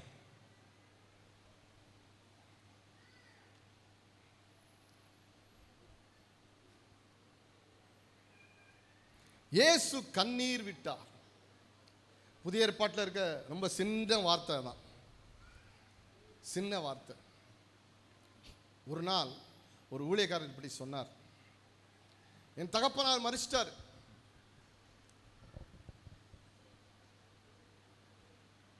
எங்க அம்மா மடியில் ஒரு நாள் உட்கார்ந்தேன், நான் சின்ன பிள்ளை. எங்க அம்மா எனக்கு பேச்சு வரும்போது முதல்ல சொல்லி கொடுத்த வார்த்தை என்ன தெரியுமா? இயேசு கண்ணீர் விட்டார். அதுதான் எனக்கு சொல்லி கொடுத்தாங்க. நான் அதை திருப்பி திருப்பி சொல்லிக்கிட்டே இருப்பேன், இயேசு கண்ணீர் விட்டார், இயேசு கண்ணீர் விட்டார். ஒரு நாள் எங்கள் அம்மா கால் தடுமாறி கீழே விழுந்து பின்மண்டையில் அடிபட்டு மரித்து போனார்கள். என்னோடு கூட பிறந்த என்னுடைய சகோதரர்கள் எல்லாம் வெவ்வேறு திசையில் வறுமை நிமித்தம் அவங்க சொந்தக்காரங்க ஒருத்தர் எடுத்துட்டாங்க, அங்கங்கே போயிட்டாங்க, ஹாஸ்டலில் போயிட்டாங்க. என்னைய ஒருத்தர் தூக்கிட்டு போனார்.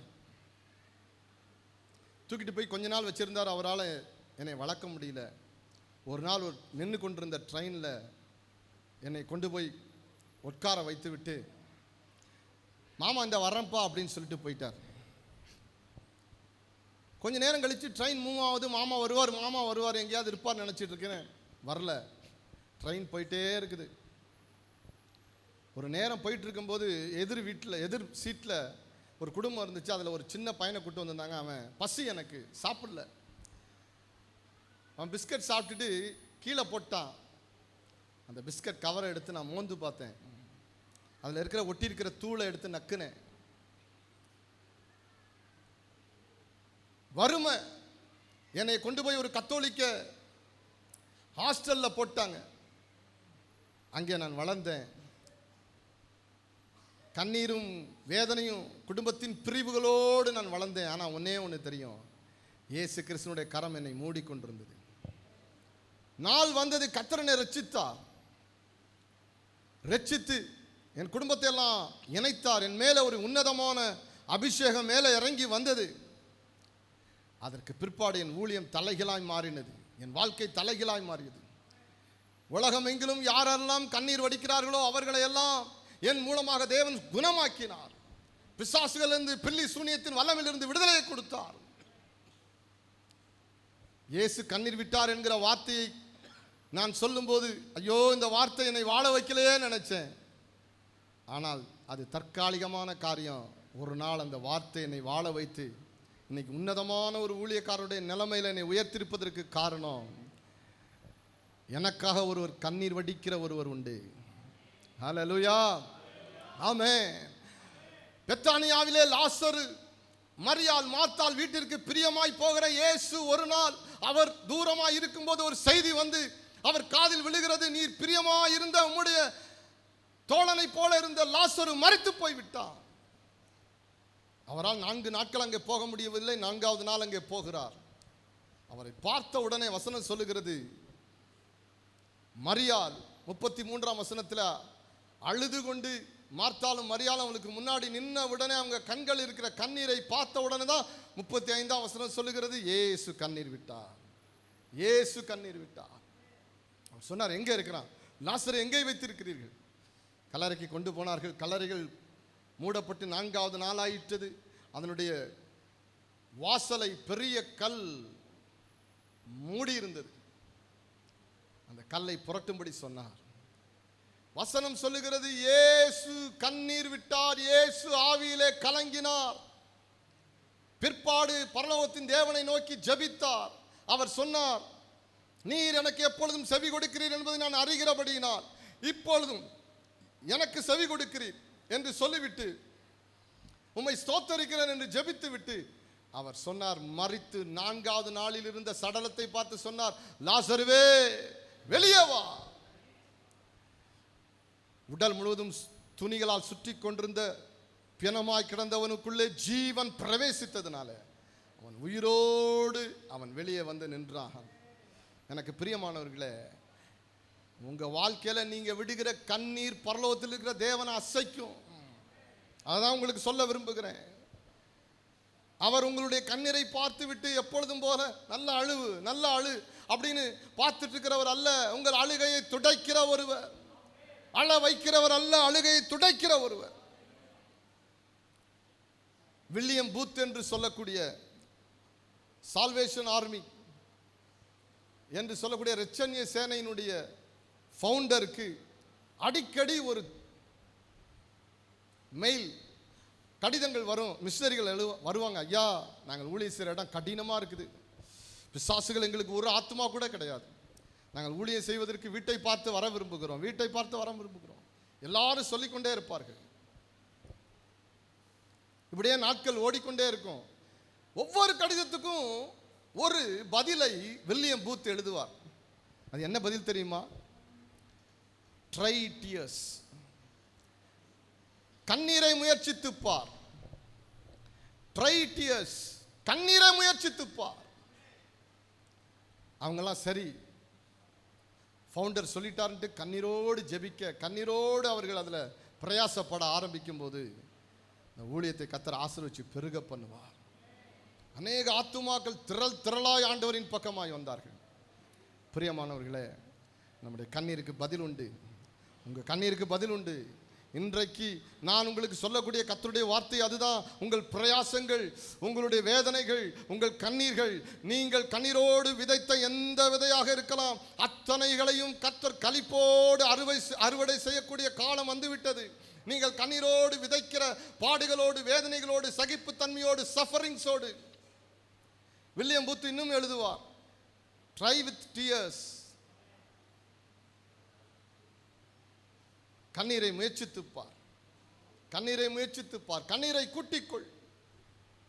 அப்படி சொல்ல சொல்ல அவர்கள் ஜெபித்து பெரிய ஸ்தாபனமாக இது வளர்ந்தது. பிரியமானவர்களை, இன்றைக்கு நாம் ஜெபிக்க போகிறோம். உங்களுடைய வாழ்க்கையில் இருக்கிற எல்லா வெறுமைகளையும் கர்த்தர் மாற்றப் போகிறார். உங்களுடைய வாழ்க்கையில் இருக்கிற எல்லா போராட்டங்களையும் கர்த்தர் மாற்றப் போகிறார். உங்கள் வாழ்க்கையில் இருக்கிற எல்லா பலவீனங்களையும், எல்லா கண்ணீர்களுக்கும் முடிவுக்கு வரப்போகிறது. எல்லா வியாதிகளும் சரத்தை விட்டு விலகப் போகிறது. கர்த்தருடைய மகிமையான பிரசனம் இந்த இடத்தை நிரப்பப் போகிறது. ஹல்லேலூயா, ஹல்லேலூயா. நீங்கள் செலவு பண்ணுகிற சில மணி நேரம் தனித்து நான் ஜெபிப்பேன். எத்தனை பேர் வந்தாலும் நான் ஜெபிக்க ஆயத்தமாக இருக்கேன். ஆமென். அதற்காக நான் தேவ சமூகத்தில் இருந்து பலனை பெற்று வந்திருக்கிறேன். 5 பேருக்கு ஜெபிச்சு பாருங்க, தெரியும். சரீரம் கலன்றும், நல்லா தூங்க முடியாது. ஆனால் உங்கள் மேலே அபிஷேகம் இருந்துச்சுன்னா போதும், 500 பேருக்கு ஜெபித்தாலும் பலன் இருக்கும். வார்த்தை வந்துக்கிட்டே இருக்கும். ஹல்லேலூயா, ஆமென். இன்னைக்கு எவ்வளோ பேர் இருக்க விரும்புகிறீர்களோ அவ்வளோ பேருக்கும் ஜெபிப்பேன். ஒருவேளை முடியலைன்றவங்க ஜனவரி 26 உங்களுக்கு ஒழுங்கு செய்யப்பட்டிருக்குது, பிராட்டியூர் பக்கம்தான் இருக்குது, அங்கே வாங்க, அங்கே உங்களுக்காக ஜெபிப்பேன். ஜெபிக்கிறதுக்கு காத்திருக்கிறேன், ஜெபிக்கிறதற்கு காத்திருக்கிறேன். ஏதோ ஒரு காரியத்தை செய்வதற்காக அல்ல, உத்தரவாதம் எடுப்பதற்கான ஜெபம். அது உத்தரவாதம் எடுப்பதற்கான ஜெபம். ஆமென். எத்தனை பேர் ஜெபிக்கும் போது ஆலோசனை பெற்றிருக்கிறாங்க, வெளிப்பாடுகளை பெற்றிருக்கிறார்கள், உற்சாகத்தை பெற்றிருக்கிறார்கள், விடுதலையை பெற்றிருக்கிறார்கள், அற்புதங்களை பெற்றிருக்கிறார்கள். ஊழியங்கள் கட்டப்பட்டிருக்கிறது. ஆமென். ஹல்லேலூயா. எழுந்திருக்க போகிறோம். ஆண்டவரே, ஹல்லேலூயா, ஆமென். ஹல்லேலூயா, ஹல்லேலூயா. ஸ்தோத்திரம், ஸ்தோத்திரம், ஸ்தோத்திரம், ஸ்தோத்திரம். ஆமென், ஸ்தோத்திரம், ஆமென். ஹல்லேலூயா. உள்ளத்தை திறந்து கண்களை மூடி, உள்ளத்தை திறந்து கண்களை மூடி. எத்தனை பேரோடு இன்றைக்கு இரவு கர்த்தர் பேசினார்? ஐயா, இன்றைக்கு இரவு கர்த்தர் என்னோட பேசியிருக்காருங்க. இந்த புது வருஷத்துல என்னோட ஆண்டவர் பேசினார் சொல்றவங்களாம் வலது கரத்தை உயர்த்தி ஒரு அல்லேலூயா சொல்லலாம். கண்ணீரோடு விதைத்ததெல்லாம் கம்பீரத்தோட அறுக்க செய்வி. கண்ணீரோடு விதைத்ததெல்லாம் கம்பீரத்தோட அறுக்க செய்வி. ஏங்கி நின்ற கரங்களையே கொடுக்கும் கரங்களாய் மாற்றி விட்டி. ஏந்தி நின்ற கரங்களெல்லாம் கொடுக்கும் கரங்களாய் மாற்றி விட்டீர். நன்றி உமக்கு நன்றி முழு மனதுடன் சொல்கிறோ. நன்றி உமக்கு நன்றி மன நிறைவுடன் சொல்கிறோம். எல்லோரும் நன்றி உமக்கு நன்றி முழு மனதுடன் சொல்கிறோம். நன்றி உமக்கு நன்றி மன நிறைவுடன் சொல்கிறோம். எல்லோரும் புது வாழ்வு தந்தவரே, புது துவக்கம், புது துவக்கம் தந்தவரே, புது வாழ்வு தந்தவரே, புது துவக்கம் தந்தவரே. நன்றி உமக்கு நன்றி முழு மனதுடன் சொல்கிறோம். எல்லோரும் நன்றி உமக்கு நன்றி மன நிறைவுடன் சொல்கிறோம். நன்றி உமக்கு நன்றி முழு மனதுடன் சொல்கிறோம். நன்றி உமக்கு நன்றி மன நிறைவுடன் சொல்கிறோம். முந்தினதை யோசிக்காமல் பூர்வமானதை சிந்திக்காமல், முந்தினதை யோசிக்காமல் பூர்வமானதை சிந்திக்காமல், புதியவைகள் தோன்ற செய்தி சாம்பலை சிங்காரமாக்கி விட்டீர். புதியவைகள் தோன்ற செய்தி சாம்பலை சிங்காரமாக்கி விட்டீர். எல்லாரும் நன்றி உமக்கு நன்றி முழு மனதுடன் சொல்கிறோம். நன்றி நன்றி உமக்கு நன்றி மன நிறைவுடன் சொல்கிறோம். ஓ ஜோமனுங்க நன்றி. உள்ளத்தை திறந்து உள்ளத்தை திறந்து உள்ளத்தை திறந்து கண்களை மூடி விடுதலையின் அபிஷேகம் உங்க மேல வரும்.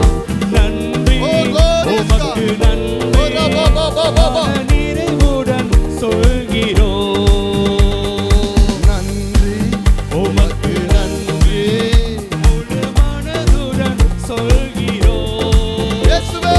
நன்றி ஆமென். உமக்கு நன்றி மன நிறைவுடன் சொல்கிறோம். பிள்ளைகளை மறவாமல் ஆண்டு முழுவதும் போஷித்திரே. உம் பிள்ளைகளை மறவாமல் ஆண்டு முழுவதும் போஷித்தீரே. குறைவுகளை கிறிஸ்துவுக்குள் மகிமையில் நிறைவாக்கி நடத்தினீரே. குறைவுகளை கிறிஸ்துவுக்குள் மகிமையில் நிறைவாக்கி நடத்தினீரே. எல்லோரும் நன்றி உமக்கு நன்றி முழு மனதுடன் சொல்கிறோம். பரலோக தேவனே அபிஷேகம் இறங்கட்டும். வானம் திறக்கப்பட்டிருப்பதற்காக ஸ்தோத்திரம். உம்முடைய சிங்காசனத்திலிருந்து பலன் வரட்டும், பலன் வரட்டும், விடுதலை வரட்டும், சுகம் வரட்டும், அக்கினி வரட்டும், நன்மை வரட்டும். ஓ Lord, மகிமை பிரசன்னம் இறங்கட்டும். ஓ இயேசுவே நன்றி உமக்கு நன்றி முழு மனதுடன் சொல்கிறோம். நன்றி உமக்கு நன்றி மன நிறைவுடன். இயேசுவே நன்றி உமக்கு ஓ ரபா பா பா பா பா பா. மனதுடன்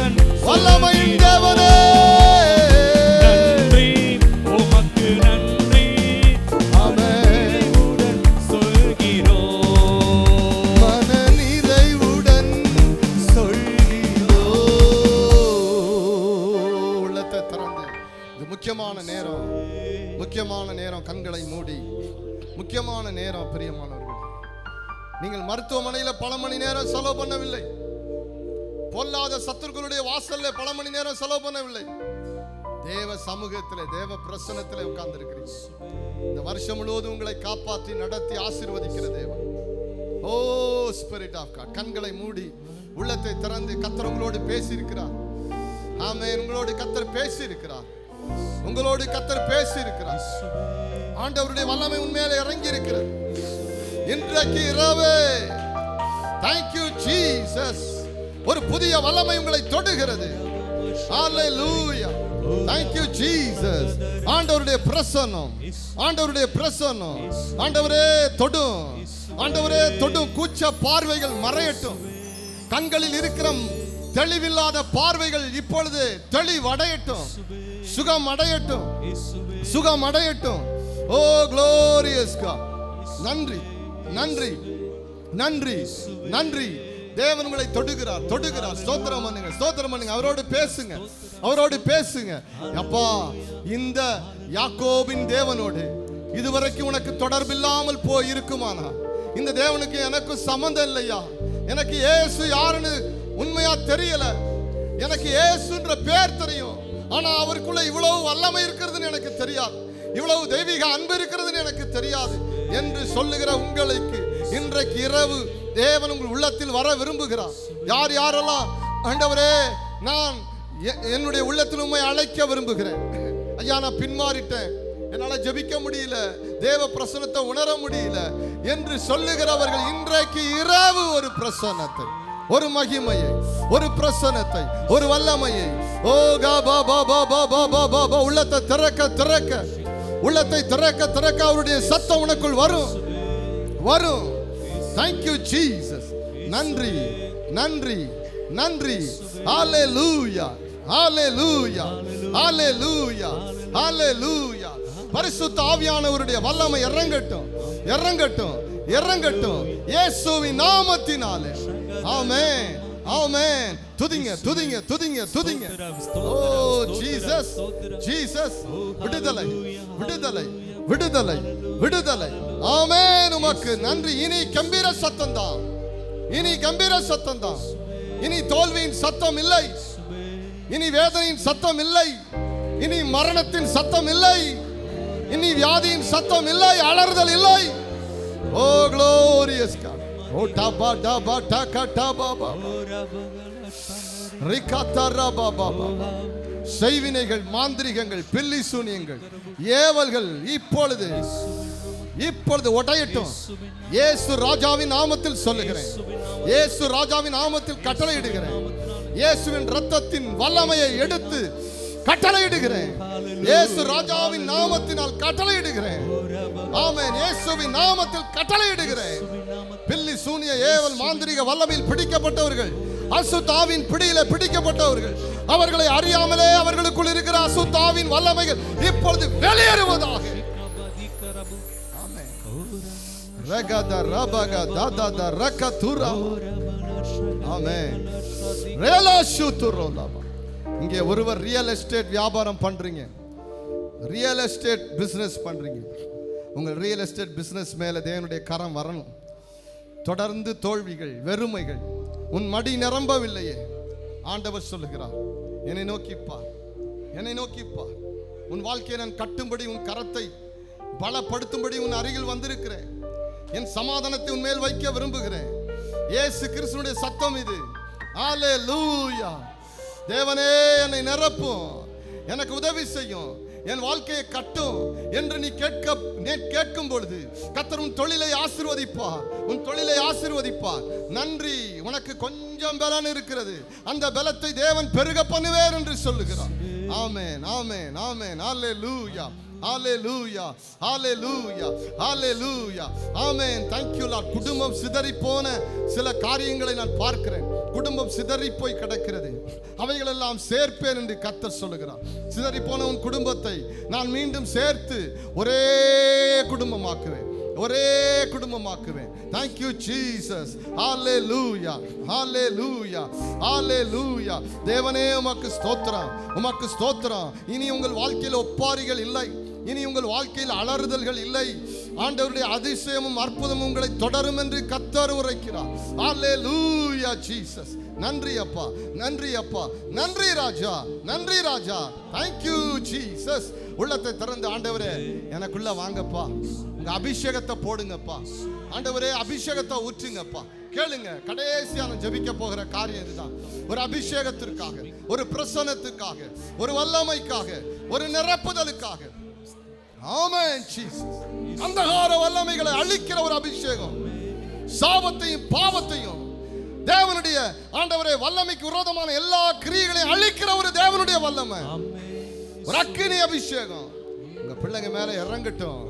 உங்க பிள்ளைங்க மேல இறங்கட்டும், இறங்கட்டும் இயேசுவின் நாமத்தில் இறங்கட்டும். துதிங்க துதிங்க துதிங்க துதிங்க துதிங்க.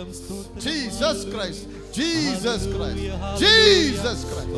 அக்கினி, அக்கினி, தேவ வல்லமை, தேவ வல்லமை, உன்னை பலப்படுத்துகிற அக்கினி, உன்னை நீதிமானாக்குகிற அக்கினி, உன்னை உயிர்ப்பிக்கிற அக்கினி.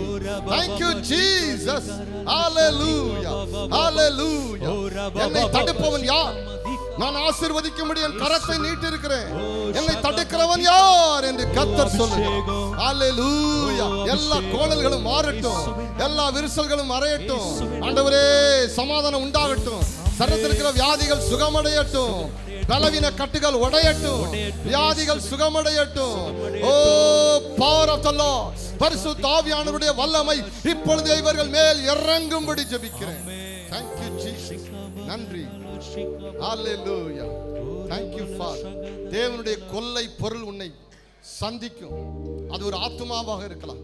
தேவனுடைய கொள்ளை பொருளின் ஆசீர்வாதம் உனக்கு கிடைக்கும். ஆமென். ஒரு சத்ரு எப்பொழுது கொள்ளையடிக்கப்படுகிறானோ, தோற்கடிக்கப்படுகிறானோ, அவன் கொள்ளையடிக்கப்படுகிறான். சத்ருவை கர்த்தர் இன்றைக்கு கொள்ளையடிச்சிட்டாரு, தோற்கடிச்சிட்டாரு. அந்த கொள்ளை பொருள் உன்மேல் வருகிறது. ஆமென் ஜீசஸ். அந்த கொள்ளை பொருளை எடுத்துக்கொள். அந்த கொள்ளை பொருளாதாரமாக, அந்த கொள்ளை பொருள் சுகமாக, அந்த கொள்ளை பொருள் எதுவாக இருக்கிறதோ அதுவாகவே உன்மேல் கடந்து வரும் என்று கர்த்தர் உரைக்கிறார். Thank you Jesus. நன்றி, நன்றி, நன்றி ராஜா, நன்றி அப்பா. புரிந்து கொள்ளுதலின் ஆவியை கொடுத்ததற்காக ஸ்தோத்திரம். புதிய அபிஷேகம் வந்ததற்காக ஸ்தோத்திரம். ஆண்டவரே உம்முடைய பிள்ளைகளை ஆசீர்வதித்து இந்த 2026ஆம் வருஷம் எங்கள் யாவரையும் ஆண்டவரே பூர்ணமா நடத்துங்க, மகிமையா நடத்துங்க.